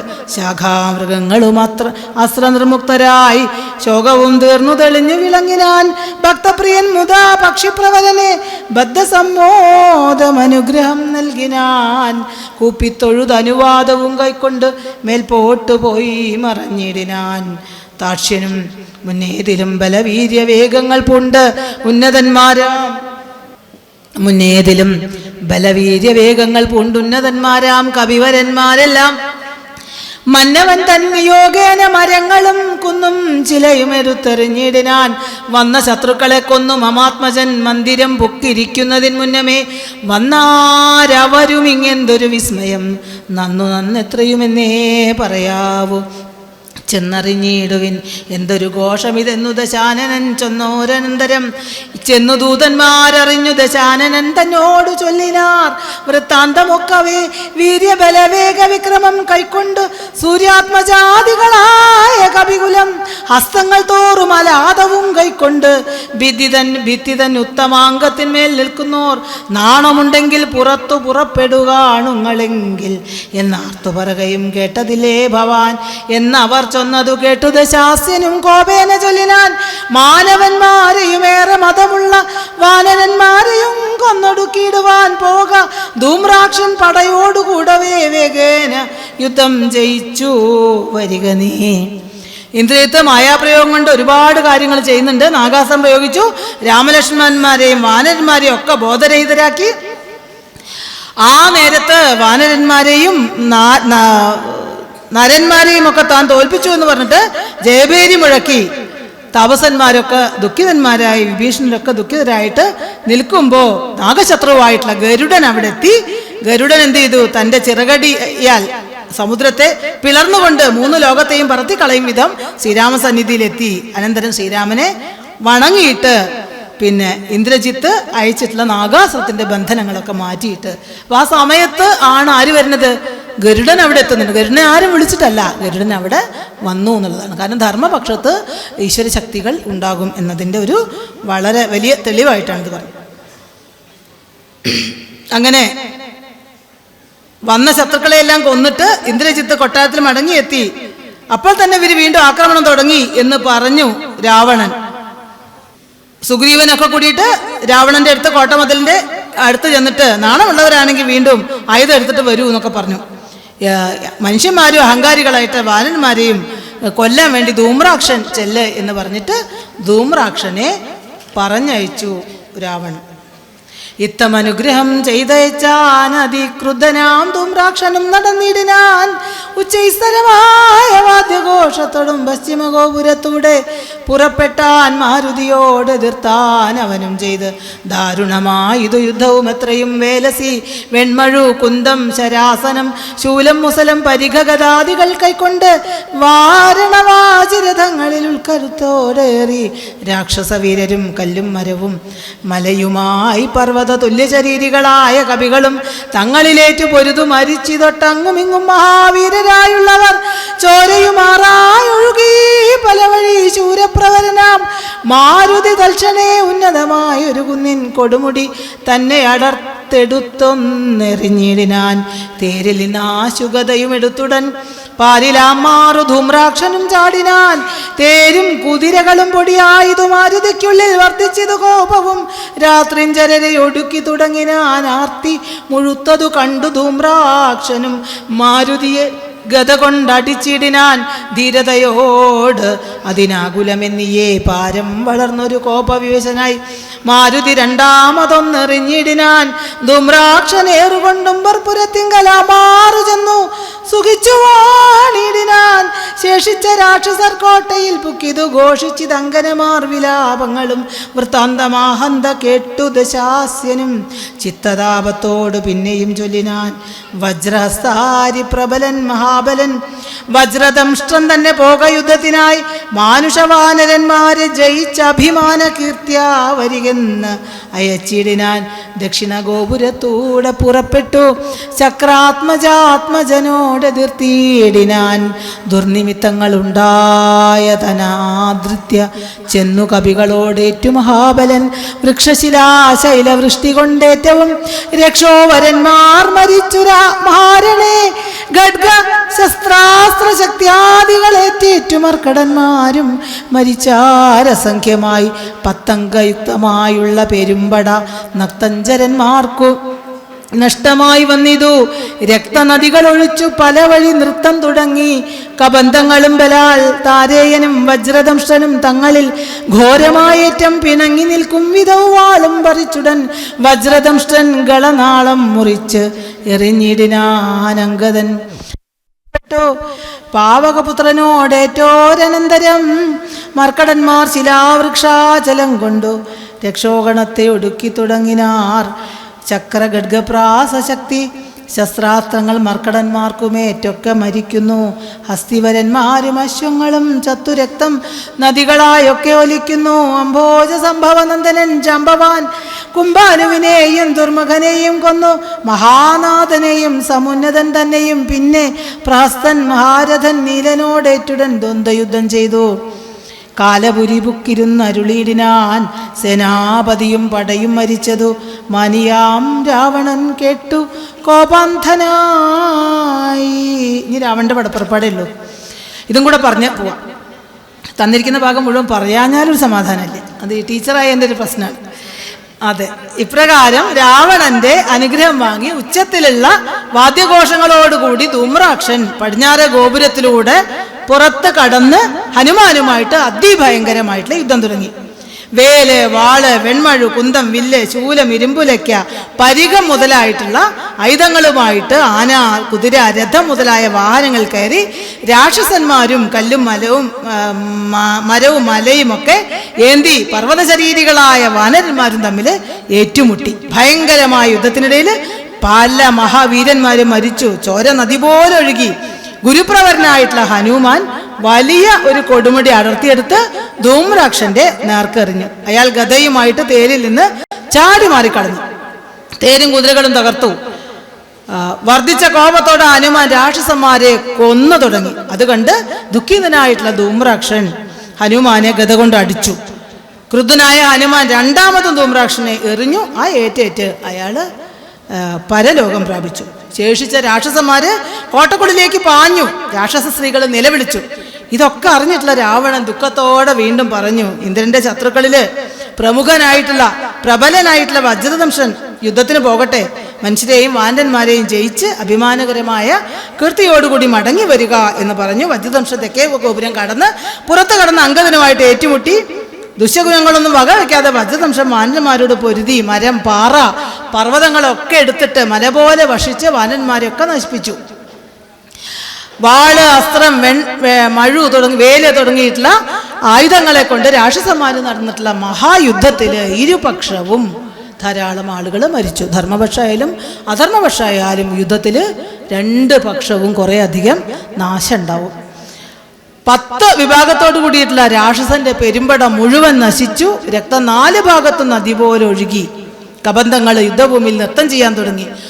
അംഗദനും വജ്രദംശനും തമ്മിലുള്ള ഘോരമഹായുദ്ധത്തിൽ അംഗദൻ വജ്രദംശന്റെ വാൾ, അംഗദൻ അറിയാം താരയുടെ മകൻ, ബാലിയുടെ മകൻ, വാള് പിടിച്ചു വാങ്ങിയിട്ട് അവന്റെ കഴുത്ത് മുറിച്ചു. അതറിഞ്ഞ രാവണൻ ധീരനായിട്ടുള്ള അകമ്പനനെ വലിയ പടയുമായിട്ട് യുദ്ധത്തിന് അയച്ചു. വലിയ പടയുമായിട്ട് അകമ്പനൻ യുദ്ധത്തിനെത്തി. അങ്ങനെ ഹനുമാനോട് പൊരുതി ഹനുമാൻ അകമ്പനെയും വധിച്ചു. ഹനുമാനെ ലോകമെങ്ങും പുകഴ്ത്താൻ തുടങ്ങി. അത്യധികം ഭയന്നിട്ടുള്ള രാവണൻ ഹനുമാനെ പറ്റിയിട്ടൊക്കെ പറഞ്ഞിട്ടുണ്ടാവൂല്ലേ? പല ആളുകളും സുന്ദരകാന്ഡൊക്കെ കഴിഞ്ഞില്ലേ, ഹനുമാനെ പറ്റി പറയാതിരിക്കില്ല. പറഞ്ഞിട്ടുണ്ട്. ആയിക്കോട്ടെ, ഹനുമാൻ പറയുകയാണെങ്കിൽ ഒരു ദിവസം മുഴുവൻ പറയാം. അത്യധികം ഭയന്ന രാവണൻ സൈന്യങ്ങൾക്കിടയിലൂടെ സഞ്ചരിച്ചു. രാമശരം മുതൽ സുബേലാചലത്തിന്റെ മുകളിൽ തൻ്റെ ഉദ്യാന സമീപത്തും വരെ വ്യാപിച്ചു കിടക്കുന്ന വാനര സൈന്യം തകർത്തിയിട്ടുള്ള തൻ്റെ കോട്ടകൾ കണ്ടിട്ട് രാവണനാകെ പരിഭ്രമിച്ച് പ്രഹസ്തനെ കൊല്ലാൻ പറഞ്ഞു. പ്രഹസ്തൻ വന്ന് പറഞ്ഞു, വൃത്താന്തമൊക്കെ അറിഞ്ഞില്ലേ, ഇനി പട നയിക്കാൻ വേണ്ടി ആരും ഇല്ല, എല്ലാ രാക്ഷസന്മാരും മരിച്ചുപോയി. ഇത് കണ്ട് അടങ്ങിയിരിക്കാൻ എനിക്ക് കഴിയില്ല. അതുകൊണ്ട് ഞാനാണോ അതോ കുംഭകർണനാണോ പോകേണ്ടത് എന്ന് പറയൂ എന്ന് പറഞ്ഞു. പ്രഹസ്തൻ പറഞ്ഞു, ഇന്ന് ഞാൻ പോയിക്കോളാം എന്ന് പറഞ്ഞു. പ്രഹസ്തൻ 4 മന്ത്രിമാരോട് ആജ്ഞാപിച്ച് 4 പടയെ വരുത്തി ലങ്കയിലെ 4 സൈന്യത്തിന്റെ 4 ഭാഗത്തിന്റെ അധിപനായിട്ടുള്ള മഹാരഥനായിട്ടുള്ള പ്രഹസ്തൻ, കുംഭഹൻ, മഹാനാഥൻ, ദുർമുഖൻ, ഇവരുടെ പേരൊക്കെ കഴിഞ്ഞ പ്രാവശ്യം ഞാൻ അനലൈസ് ചെയ്ത് പറഞ്ഞിരുന്നു. ഇവരൊക്കെ എന്ത് ചെയ്തു? 4 മന്ത്രിമാരോട് ഒന്നിച്ച് സൈന്യത്തോട് കൂടിയിട്ട് പോരിന് പുറപ്പെട്ടു. ദുശകനങ്ങൾ കണ്ടിട്ടും ധൈര്യപൂർവ്വം കിഴക്കേ ഗോപുരം കടന്നിട്ട് നീലനോട് പോര് തുടങ്ങി. വാനന്മാര് അവർക്ക് കിട്ടിയിട്ടുള്ള പാറയും മരങ്ങളൊക്കെ കൊണ്ട് രാക്ഷസന്മാരെ കൊന്നു. അങ്ങോട്ടും ഇങ്ങോട്ടും വലിയ കൊലയുണ്ടായി. ബ്രഹ്മപുത്രനായ ജാംബവാൻ ആരെ കൊന്നു? കുംഭഹനുവിനെയും ദുർമുഖനെയും മഹാനാഥനെയും ഒക്കെ കൊന്നു. പ്രഹസ്തൻ നീലനുമായിട്ട് യുദ്ധം ചെയ്തു. പ്രഹസ്തൻ മരിച്ചു. അങ്ങനെ എല്ലാ സേനാനായകന്മാരും മരിച്ച വിവരം അറിഞ്ഞിട്ട്, പട നയിച്ച് മരിച്ച വിവരം അറിഞ്ഞിട്ട് രാവണനാകെ വിഷമായിപ്പോയി. വല്ലാതെ ഒരൊറ്റ വായന രാവണന്റെ പടപ്പുറപ്പാട്. ആരെയും പോരിനയക്കുന്നതിന്നിലി നേരെ പൊരുതു ജയിക്കുന്നതുണ്ടല്ലോ, നമ്മോടുകൂടെയുള്ളോർകൾ ചെന്നിടുക, നമ്മുടെ തേരും വരുത്തുക എന്നാനവൻ വെൺമതി പോലെ കുടയും പിടിപ്പിച്ച് പൊന്മയമായ തേരിൽ കരേറിയിടിനാൻ. ആലവട്ടങ്ങളും വെഞ്ചാമരങ്ങളും നീലത്തഴകളും മുത്തുക്കുടകളും 1000 വാജികളെ കൊണ്ട് പൂട്ടിയ വായുവേഗം പൂണ്ട തേരിൽ കരയേറി മേരുശിഖരങ്ങൾ പോലെ കിരീടങ്ങൾ, ഹാരങ്ങളാദിയാഭരണങ്ങളും 10 മുഖവും 20 കൈകളും ഹസ്തങ്ങളിൽ ചാപബാണായുധങ്ങളും നീലാദ്രി പോലെ നിശാചരനായകൻ. നമുക്കിങ്ങനെ ഒരു ബഹുമാനമൊക്കെ തോന്നും രാവണനോട് ഇത് വായിക്കുമ്പോൾ. കാരണം അത്ര ഗംഭീരമായിട്ടാണ് എഴുത്തച്ഛൻ പറഞ്ഞിരിക്കുന്നത്. ഇങ്ങനെയൊക്കെയാണ് വരവ്. കോലാഹലത്തോട് കൂടെ പുറപ്പെട്ടാൻ ലങ്കയിലുള്ള മഹാരഥന്മാരെല്ലാം ശങ്കാരയുധം പുറപ്പെട്ടാരന്നേരം. മക്കളും മന്ത്രികൾ തമ്പിമാരും മരുമക്കളും ബന്ധുക്കളും സൈന്യപാലരും തിക്കിത്തിരക്കി വടക്കുഭാഗത്തുള്ള മുഖ്യമാം ഗോപുരത്തൂടെ തെരുതരെ വിക്രമമേറിയ നക്തഞ്ചരന്മാരെയൊക്കെ പുരോഭുവി കണ്ടു രഘുവരൻ മന്ദസ്മിതം ചെയ്തു. നേത്രാന്ത സംജ്ഞയാ മന്ദം വിഭീഷണൻ തന്നോട് അരുൾ ചെയ്തു. നല്ല വീരന്മാർ വരുന്നതു കാണടോ, ചൊല്ലണമെന്നോടിവരെ യഥാഗുണം എന്നതു കേട്ടു വിഭീഷണൻ രാഘവൻ തന്നോട് മന്ദസ്മിതം ചെയ്തു ചൊല്ലിനാൻ. ബാണജാപത്തോട് ബാലാർക്ക കാന്തി പൂണ്ട് ആനക്കഴുത്തിൽ വരുന്നത് അകമ്പനൻ സിംഹധ്വജം പൂണ്ട തേരിൽ കരയേറി സിംഹപരാക്രമൻ ബാണചാപത്തോടും. ഇതൊന്നും പറയേണ്ട ആവശ്യമില്ലല്ലോ, എളുപ്പല്ലേ. വന്നവൻ ഇന്ദ്രജിത്താകിയ രാവണ നന്ദനൻ തന്നെ മുന്നം ജയിച്ചാനവൻ. രാവണന്റെ ഒപ്പം കുറെ ആൾക്കാർ വന്നു. അപ്പൊ രാമൻ എന്താ പറയുന്നത്? ഇവരൊന്നും എനിക്ക് പരിചയമില്ല, ഒന്ന് പരിചയപ്പെടുത്തി തരൂന്നാണ് രാമന്റെ അനിയനായ വിഭീഷണൻ രാവണന്റെ പക്ഷം ചേർന്നു. അപ്പോൾ അവനോട് പറയുന്നത്. അപ്പോൾ ഓരോരുത്തരെയും പരിചയപ്പെടുത്തി കൊടുക്കുകയാണ് ഇനിയുള്ള ഭാഗത്ത്. ആയോധനത്തിനു ബാണജാപങ്ങൾ പൂണ്ടായതമായൊരു തേരിൽ കരയേറി കായം വളർന്നു വിഭൂഷണം പൂണ്ട് അതികായൻ വരുന്നതു രാവണൻ തൻ മകൻ. പൊന്നണിഞ്ഞാന കഴുത്തിൽ വരുന്നവൻ ഉന്നതനേറ്റൻ മഹോദരൻ മന്നവ വാജിമേലേറി പരികം തിരിപ്പവൻ യാചിചൂരേന്ദ്രൻ വിശാലൻ നരാന്തകൻ വെള്ളരുതിൻ മുകളേറി തൃശൂലവും തുള്ളിച്ചിരിക്കുന്നവൻ ത്രിശിരസല്ലോ രാവണൻ തൻ മകൻ മറ്റേതിരങ്ങേതു ദേവാന്തകൻ തേരിൽ വന്നതു മന്നവ കുംഭകർണാത്മജൻ കുംഭകന അങ്ങേതവൻ തമ്പി നികുംബൻ പരിഘായുധനല്ലോ. ദേവകുലാന്തകനാകിയ രാവണനേവരോടും നമ്മെ വെൽവാൻ പുറപ്പെട്ടു. യുദ്ധം വിഭീഷണൻ ചൊന്നതു കേട്ട് അതിനുത്തരം രാഘവൻ താനും അരുൾ ചെയ്തു. യുദ്ധേ ദശമുഖനെ കൊല ചെയ്തുടൻ ചിത്തകോപം കളഞ്ഞിടുവനിന്നു ഞാൻ എന്നരുളി ചെയ്തു. നിന്നരുളും നേരം വന്ന പടയോട് ചൊന്നാന്റെ ശാസ്യനും എല്ലാവരും നാം ഒഴിച്ചു പോന്നാലവർ ചെല്ലുമകത്തു കടന്നൊരു ഭാഗമേ പാർത്തു ശത്രുക്കൾ കടന്നുകൊള്ളും മുന്നേ കാത്തുകൊള്ളിൻ നിങ്ങൾ ചെന്നു ലങ്കാപുരം യുദ്ധത്തിനിന്നു ഞാൻ പോരും ഇവരോടു ശക്തിയില്ലായികയും ഇല്ലതിനേതുമേവം നിയോഗിച്ച നേരം നിശാചരദേവരും ചെന്നു ലങ്കാപുരം മേവിനാർ വൃന്ദാരകാരാതി രാവണൻ വാനരവൃന്ദത്തെ എയ്തെയ്തു തള്ളിവിട്ടിടിനാൻ. വാനരേന്ദ്രന്മാർ അഭയം തരികെന്ന് മാനവേന്ദ്രൻ കാൽക്കൽ വീണിരന്നിടിനാർ. വില്ലും ശരങ്ങളും ആശു കൈക്കൊണ്ടു കൗസല്യാതനയനും പോരിനൊരുമിച്ചാൻ. വമ്പനായുള്ളോർ ഇവനോട് പോരിനു മുമ്പിൽ അടിയൻ അനുഗ്രഹം നൽകണം എന്നു ചെന്നു സൗമിത്രിയും ചെന്നിരന്നിടിനാൻ. മന്നവൻ താനും അരുൾ ചെയ്തിതന്നേരം വൃത്രാരിയും പോരിൽ വിത്രസ്തനായി വരും. നക്തഞ്ചരേന്ദ്രനോടേറ്റാലറിക നീ മായയുമുണ്ടു നിശാചരർക്കേറ്റവും ന്യായവുമില്ലിവർക്കാർക്കും ഒരിക്കലും. ചന്ദ്രചൂടപ്രിയനാകയുമുണ്ടവൻ ചന്ദ്രാസാഖ്യമാം വാളുമുണ്ടായുധം എല്ലാം നിരൂപിച്ചു ചിത്തമുറപ്പിച്ചു ചൊല്ലേണമല്ലോ കലഹത്തിനെന്നെല്ലാം. ശിക്ഷിച്ചരുൾ ചെയ്തയച്ചോരനന്തരം ലക്ഷ്മണനും തൊഴുതാശു പിൻവാങ്ങിനാൻ. ജാനകി ചോരനെ കണ്ടൊരു നേരത്ത് വാനരനായകനാകിയ മാരുതി തേർത്തടം തന്നിൽ കുതിച്ചു വാണിടിനാൻ. ആർത്തനായി വന്നു നിശാചരനാഥനും ദക്ഷിണഹസ്തവും ഓങ്ങിപ്പറഞ്ഞിതു രക്ഷോവരനോട് മാരുതിപുത്രനും. നിർജ്ജനന്മാരെയും താപസന്മാരെയും അസജ്ജനമായ മറ്റുള്ള ജനത്തെയും നിത്യം ഉപദ്രവിക്കുന്ന നിനക്ക് വന്നെത്തുമാപത്തു കവികുലത്താലടോ. നിന്നെ അടിച്ചുകൊള്ളുവാൻ വന്നു നിൽക്കുന്നൊരെന്നെ ഒഴിച്ചുകൊൾ. വീരനെന്നാകിൽ നീ വിക്രമമേറിയ നിന്നുടെ പുത്രനാം അക്ഷകുമാരനെ കൊന്നതു ഞാനെടോ എന്നു പറഞ്ഞൊന്നടിച്ചാൻ. കപീന്ദ്രനും നന്നായി വിറച്ചു വീണാൻ ദശകണ്ഠനും. പിന്നെ ഉണർന്നു ചൊന്നാനിവിടേക്കു വന്ന കവികളിൽ നല്ലനല്ലോ ഭവാൻ. നന്മയെന്തായത് എനിക്ക് ഇന്നിതി കൊണ്ടു നമ്മുടെ തല്ലുകൊണ്ടാൽ മറ്റൊരുവനും മൃത്യു വരാതെ ജീവിപ്പവരില്ലല്ലോ. മൃത്യു വന്നീല നിനക്കതുകൊണ്ടു ഞാൻ എത്രയും ദുർബലനെന്നു വന്നു. നമ്മിലിത്തിരി നേരം ഇന്നും പൊരുതീരണം എന്ന നേരത്തൊന്ന് അടിച്ചാൻ ദശാനനൻ. പിന്നെ മോഹിച്ചു വീണാൻ കവിശ്രേഷ്ഠനും. നീലനം നേരം കുതികൊണ്ടു രാവണൻ മേലെ കരേറി കിരീടങ്ങൾ 10 വില്ലുതന്മേലും കൊടിമരത്തിന്മേലും ഉല്ലാസമോട് മകുടങ്ങൾ 10 ചാടി ക്രമേണ നൃത്തം തുടങ്ങിയിടിനാൻ. പാടി തുടങ്ങിനാൻ. നാരദനും തഥാ പാവകാസ്ത്രം കൊണ്ടു പാവകപുത്രനെ രാവണനെ തുടൻ തള്ളിവിട്ടിടിനാൻ. തൽക്ഷണേ കോപിച്ചു ലക്ഷ്മണൻ വേഗേന രക്ഷോവരനെ ചെറുത്താനതു നേരം ബാണഗണത്തെ വർഷിച്ചാരിരുവരും. കാണരുതാതെ ചമഞ്ഞിതു പോർക്കളം വില്ലു മുറിച്ചു കളഞ്ഞിതു ലക്ഷ്മണനല്ലൽ മുഴുത്തു നിന്നു ദശകണ്ഠനും. പിന്നെ മയൻ കൊടുത്തോരുവേൽ സൗമിത്രി തന്നെ മാറില മാറു ചട്ടിയിടിനാൻ. അസ്ത്രങ്ങൾ കൊണ്ട് തടുക്കരുതാഞ്ഞു സൗമിത്രിയും ശക്തിയേറ്റാശു വീണിടിനാൻ. അടലായി വീണ കുമാരനെ ചെന്നെടുത്തിടുവാനാശു ഭാവിച്ചു ദശാനനൻ. കൈലാസ ശൈലമെടുത്ത ദശാസ്യനു ബാലശരീരമിളക്കരുതാഞ്ഞിതു. രാഘവൻ തന്നെ ഗൗരവമോർത്ത് അതിരാഘവം പൂണ്ടിതു രാവണവീരനും. കണ്ടു നിൽക്കുന്നൊരു മാരുതപുത്രനും മണ്ടിയണമെന്നടിച്ചാൻ ദശാസ്യനെ. ചോരയും ചാത്തിച്ചു തേരിൽ വീണാനവൻ മാരുതിദാനും. കുമാരനെ തൽക്ഷണേ പുഷ്പസമാനം എടുത്തുകൊണ്ട് ആദരാഴ്ചിൽ പുരുഷൻ മുമ്പിൽ വെച്ചു വണങ്ങിനാൻ. മാറും വിരിഞ്ഞു ദശമുഖൻ കയ്യിലാ മാറു പുക്കുമയദത്തമാം ശക്തിയും ത്രൈലോക്യനായകനാകിയ രാമനും. പൗരസ്ത്യനോട് യുദ്ധം തുടങ്ങിയിടിനാൻ. ഗന്ധവാഹാത്മജൻ വന്ദിച്ചു ചൊല്ലിനാൻ പങ്ക്തിമുഖനോട് യുദ്ധത്തിന്.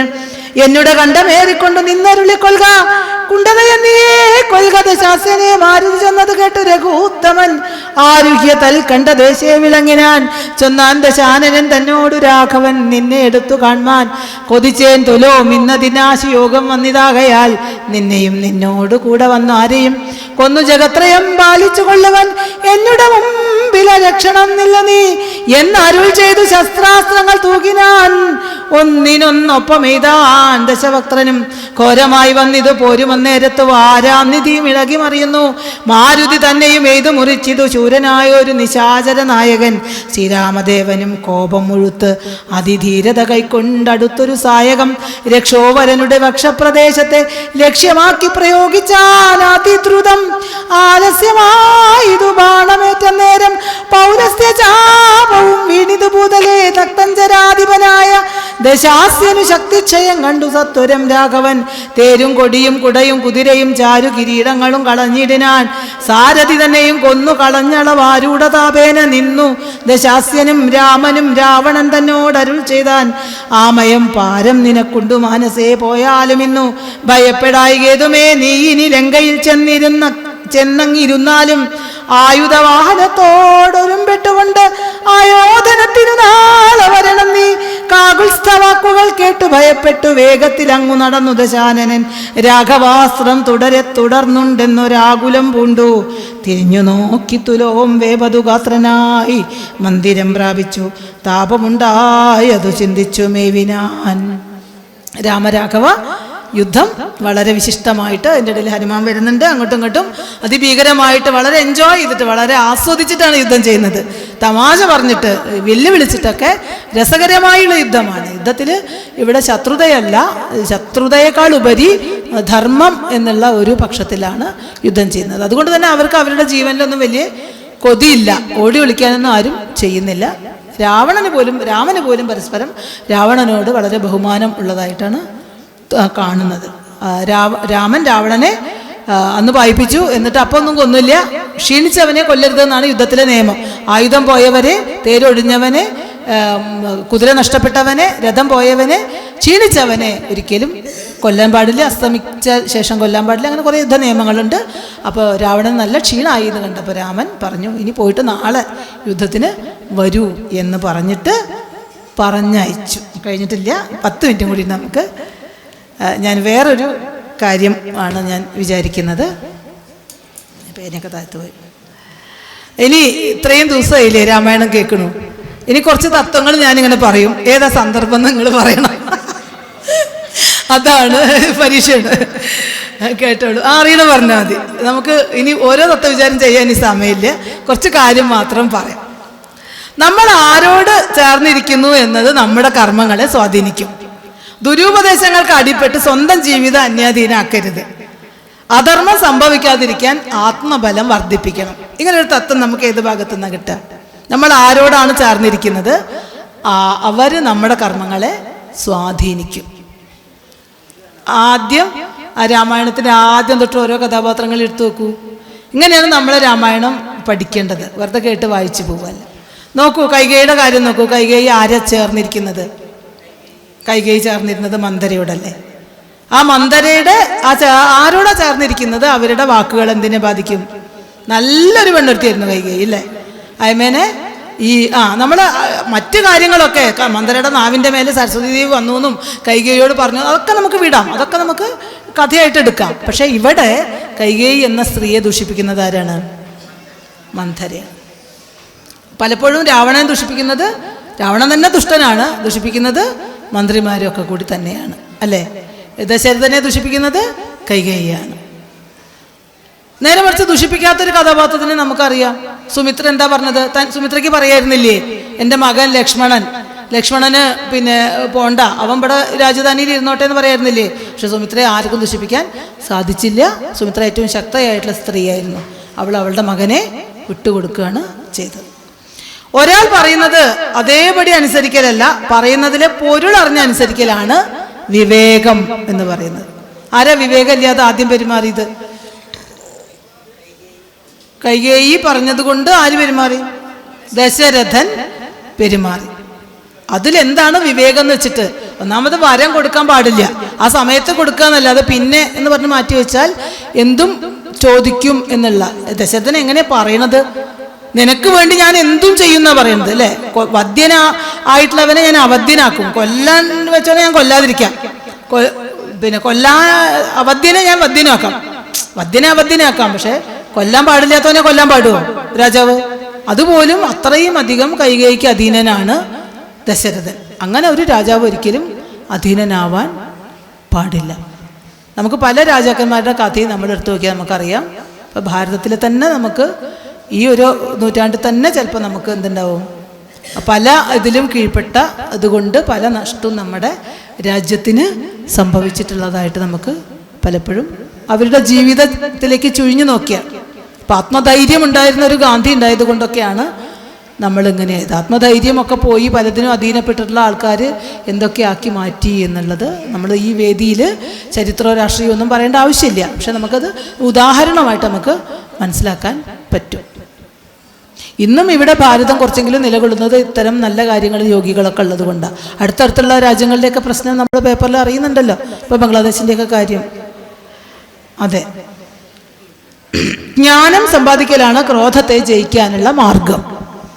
ജ്ഞാനം സമ്പാദിക്കലാണ് ക്രോധത്തെ ജയിക്കാനുള്ള മാർഗം. ജ്ഞാനം, അറിവ്. ദേഷ്യം വരുമ്പോൾ നമുക്കിപ്പോൾ രാമായണം വായിക്കുകയൊക്കെ ചെയ്യുമ്പോൾ നമുക്ക് എന്തുണ്ടാവും, കുറേ വായിക്കുമ്പോൾ നമുക്ക് ദേഷ്യം വരുന്ന സന്ദർഭത്തിൽ ദേഷ്യം വരാതെ ആകും. ലക്ഷ്മണനോട് പറയുന്നില്ലേ രാമൻ, ഇതൊക്കെ എന്താ പറയുക, ലക്ഷ്മണോപദേശങ്ങൾ, ഇതൊക്കെ നശ്വരമാണ്, അതുകൊണ്ട് നീ ദശരഥനോട് ദേഷ്യപ്പെട്ടൊന്നും കാര്യമില്ല എന്ന് പറയുന്നുണ്ട്. അത് ജ്ഞാനം സമ്പാദിച്ചത് കൊണ്ടാണ്, അല്ലെങ്കിൽ ജ്ഞാനമുള്ളത് കൊണ്ടാണ് രാമന് അങ്ങനെ പറയാൻ കഴിഞ്ഞത്. ജ്ഞാനമില്ലാത്തത് കൊണ്ടാണ് രാവണൻ ഇത്രയൊക്കെ ശാശ്വതമായി നിലനിൽക്കുന്നത് എന്താണ് എന്ന് അന്വേഷിക്കാനുള്ള ബുദ്ധി ഉണ്ടല്ലോ. 10 തലുണ്ടാകുമ്പോൾ കുറേ ബുദ്ധി ഉണ്ടാവും. പക്ഷെ എന്നിട്ട് പോലും ആ ബുദ്ധിയൊന്നും രാവണന് പ്രയോജനത്തിൽ വന്നില്ല. മനുഷ്യധർമ്മം അനുഷ്ഠിക്കാൻ ശരീരം കാത്തു രക്ഷിച്ചേ തീരൂ. സ്ഥാനമാനങ്ങൾ നേടലല്ല, ഉത്തരവാദിത്വ നിർവഹണമാണ് ധർമ്മം. എവിടെ കാണുന്നത്? സ്ഥാനമാനങ്ങൾ നേടലല്ല, ഉത്തരവാദിത്തങ്ങൾ നിർവഹിക്കലാണ് ധർമ്മം. ശ്രീരാമൻ അങ്ങനെയാണ്. സ്ഥാനമാനങ്ങൾക്ക് അല്ല, തൻ്റെ ഉത്തരവാദിത്വം എന്താണോ അത് നിർവഹിച്ചു. സുഖദുഃഖങ്ങളിൽ പരസ്പരം കരുതലോടെ ചേർന്ന് നിൽക്കുന്നത് ഭാര്യാഭർത്തൃ ബന്ധത്തെ ഊട്ടി ഉറപ്പിക്കും. രാമനും സീതയും തമ്മിലുള്ള ബന്ധം. സ്ത്രീക്ക് പാതിവൃത്യം പോലെ തന്നെ പ്രധാനമാണ് പുരുഷന് പത്നിയോടുള്ള സമീപനവും. മണ്ഡോദരി പാവം പാതിവൃത്യമൊക്കെ ഉള്ള സ്ത്രീയാണ്. പക്ഷെ രാവണൻ എന്താ ചെയ്തത്?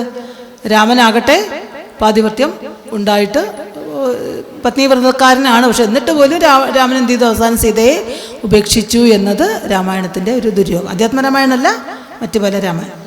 അധ്യാത്മരാമായണത്തിൽ അതൊന്നും എഴുത്തച്ഛൻ തൊട്ടിട്ടേ ഇല്ല. അഭിഷേകത്തോടു കൂടി ഒറ്റ അവസാനിപ്പിക്കലാണ്. അത് മതി എന്നാണ്. ലോകോപകാര നിരതമായിട്ടുള്ള ജീവിതം ധന്യമാണ്. എല്ലാവരും ഇതിലെ കഥാപാത്രങ്ങൾക്ക് നിരന്തര വിദ്യാഭ്യാസമാണ് തത്വബോധത്തിലുള്ള മാർഗം.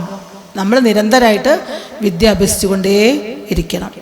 എന്ന് വെച്ചാൽ സ്കൂളിൽ പോയി പഠിക്കലല്ല, നിരന്തരമായിട്ട് നമ്മൾ രാമായണവും ഭാഗവതവും ഒക്കെ വായിച്ചാൽ എന്ത് വിദ്യയാണോ ഋഷിമാർ പറയാൻ ആഗ്രഹിക്കുന്നത് അത് നമുക്ക് കിട്ടും. ഇപ്പോൾ പണ്ടുള്ള ആളുകൾ എന്താണ്, കഥകളിലൂടെയാണ് തത്വബോധം വരുത്തിയിരുന്നത്. അതുകൊണ്ടാണ് മനുഷ്യ സ്വഭാവം, മനുഷ്യനെ എങ്ങനെ ആകണം എന്നുള്ളതിൻ്റെ ഒരു ഉദാഹരണമായിട്ട് ഒരുപാട് കഥ ഇങ്ങനെ പറഞ്ഞത്. കാര്യം ഇപ്പോൾ നമുക്കത് ടീച്ചർ കഥ പറയൂ എന്നാണ് എല്ലാവരും പറയുക.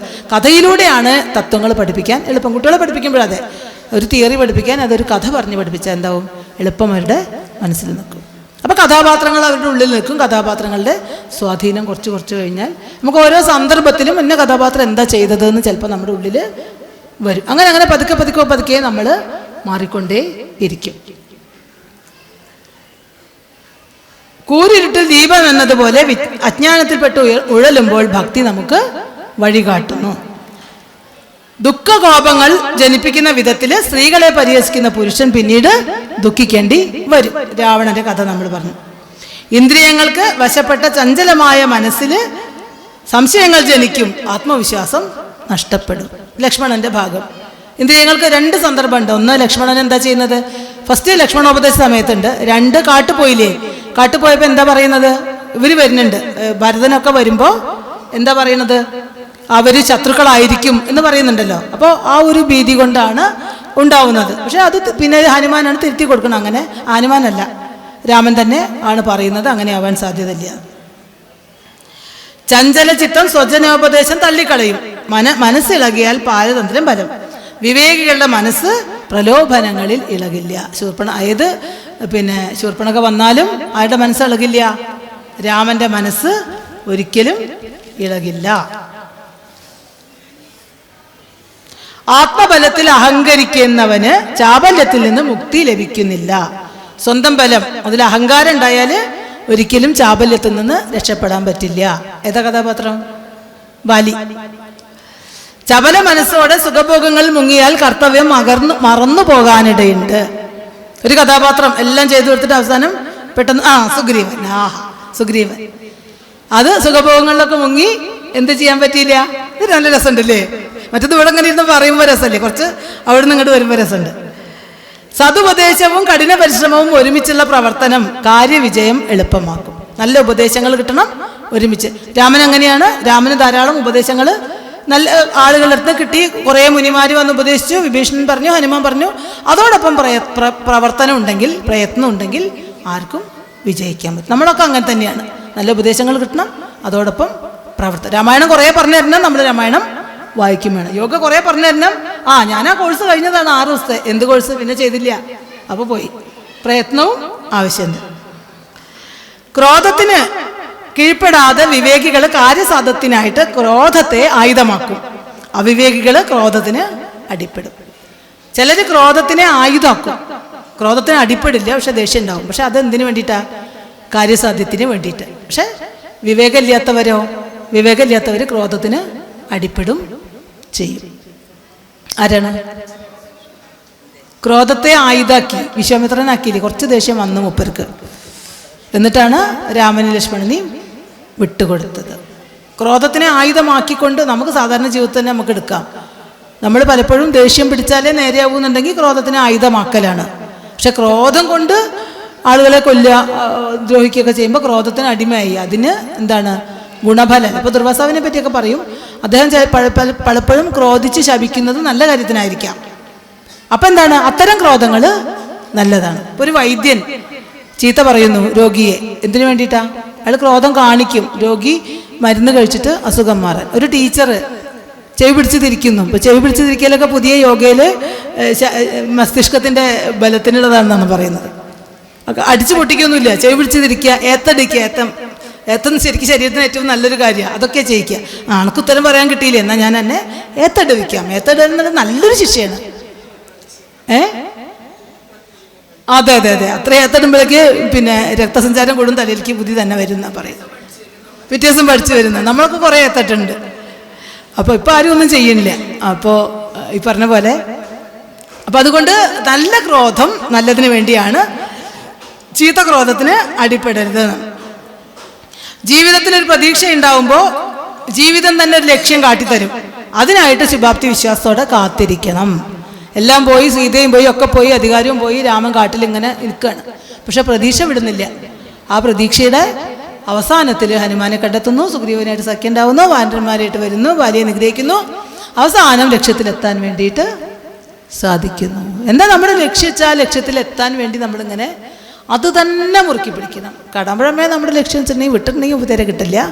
ആ ലക്ഷ്യത്തിന് എന്തൊക്കെ ചെയ്യാൻ പറ്റും അതൊക്കെ ചെയ്താൽ മാത്രമേ നമുക്ക് എത്താനായിട്ട് കഴിയുള്ളൂ. ഇടയിൽ നമുക്ക് വേണ്ടതൊക്കെ കിട്ടി എന്ന് വെച്ചിട്ട് വിട്ടുപോയാൽ ചിലപ്പോൾ മുപ്പത്തിയാരെ കിട്ടില്ല എന്നുള്ളത് നമുക്കൊക്കെ കൃത്യമായിട്ട് അറിയണ കാര്യമാണ്. പ്രതിസന്ധി സമയത്ത് ആത്മസുഹൃത്തുക്കൾ നൽകുന്ന ഉപദേശം ഇച്ഛാശക്തി വർദ്ധിപ്പിക്കും. നമ്മൾ പ്രതിസന്ധിയിൽ നമ്മൾ തളർന്നിരിക്കുക വിചാരിക്കുക, നമ്മളെ സുഹൃത്ത് വന്നിട്ട് നമ്മളെ ഇങ്ങനെ ചീത്ത പറയുകയാണ്, അതങ്ങനെ തന്നെയാണ്, നിൻ്റെ കുറ്റം കൊണ്ട് തന്നെയാണ് അങ്ങനെ സംഭവിച്ചതെന്ന് പറഞ്ഞാൽ എന്തുണ്ടാവും? ആകെ തകരും. നേരെ കുറച്ച് സാരമില്ല, ഇപ്പോൾ അതാ ഇന്നും അങ്ങോട്ട് പോകും, ഈ നിമിഷവും കടന്നു പോകും, ഇത് കഴിഞ്ഞാൽ നമുക്ക് പ്രശ്നമൊന്നുമില്ല. അങ്ങനെ വലിയൊരു ആത്മവിശ്വാസം കൊടുക്കുക. രാമന് ആത്മവിശ്വാസം കൊടുക്കുന്നു. ലക്ഷ്മണന് മരിച്ചുപോയി, എന്താ ചെയ്യുക, കുഴപ്പമില്ല, ഹനുമാണ്ടല്ലോ ഒറ്റ ചാടത്തിന് പോകും, മൃതസഞ്ജീവന് കൊണ്ടുവരും, ഇപ്പോൾ ജീവിക്കാം. ഈ ഒരു ഉപദേശം സീത മരിച്ചു എന്ന് പറയുന്നു, അതുപോലെ രാമൻ മരിച്ചു എന്ന് പറയുന്നു, സരമ പറയുന്നു. ഒരുപാട് സന്ദർഭങ്ങൾ ഇവിടെ പ്രതിസന്ധി ഘട്ടത്തിൽ ഏറ്റവും വലിയ സുഹൃത്തുക്കൾ താങ്ങായിട്ട് ഉണ്ട്. നമുക്കും അറിയാം, നമ്മുടെ നിത്യജീവിതത്തിൽ പല ആളുകളും പെട്ടെന്ന് ആത്മഹത്യ ചെയ്യുന്നതൊക്കെ നമുക്ക് കാണാൻ പറ്റും. ഒരു പ്രതിസന്ധി ഘട്ടത്തിൽ ആരും തന്നെ സഹായിക്കാൻ ഇല്ലാത്ത ഒരവസ്ഥയിലാണ് പലപ്പോഴും അവർ ആത്മഹത്യ ചെയ്യുന്നത്. ഇനിയും കുറേ ഉണ്ട്, നമുക്ക് തൽക്കാലം നിർത്താം. കാരണം 12 മണി ആയി. എന്തായാലും വളരെ സന്തോഷം. നമുക്ക് കടമ്പഴ അമ്മേനെ ഓർത്തിട്ട് ഓംകാരം ചൊല്ലിയിട്ട് നിർത്താം. ശ്യാമാംബർഹി കലാപശേഖരയുധാമാബദ്ധവർണാം സുഖം കുഞ്ചാഹാർലസൽപയോധരവരാമഷ്ടാഹിവാൻ വിപ്രതീം താടങ്കംഗതമേഖലാം ഗുണരണൻ മഞ്ജീരിതാം പ്രാപിതാം കൈരാതീം മരുതാപയോധുതികരാം ദേവീം ത്രിനേത്രാം ഭജേ. ഈ പറഞ്ഞതൊക്കെ എനിക്ക് വീണ്ടും ഓർമ്മ വരട്ടെ, കേട്ടതൊക്കെ നിങ്ങൾക്കും ഓർമ്മ വരട്ടെ എന്ന് പ്രാർത്ഥിച്ചുകൊണ്ട് ഒരു 3 ഓംകാരം ചെല്ലാം. തുടങ്ങും. ഓ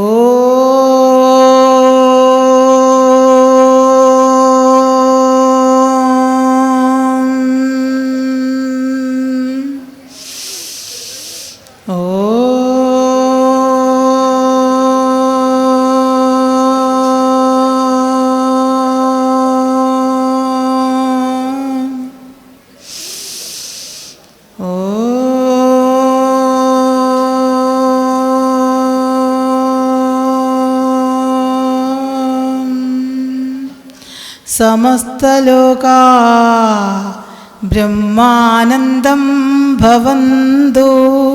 സമസ്തലോകാ ബ്രഹ്മാനന്ദം ഭവന്തു. സമസ്തലോകാ ബ്രഹ്മാനന്ദം ഭവന്തു.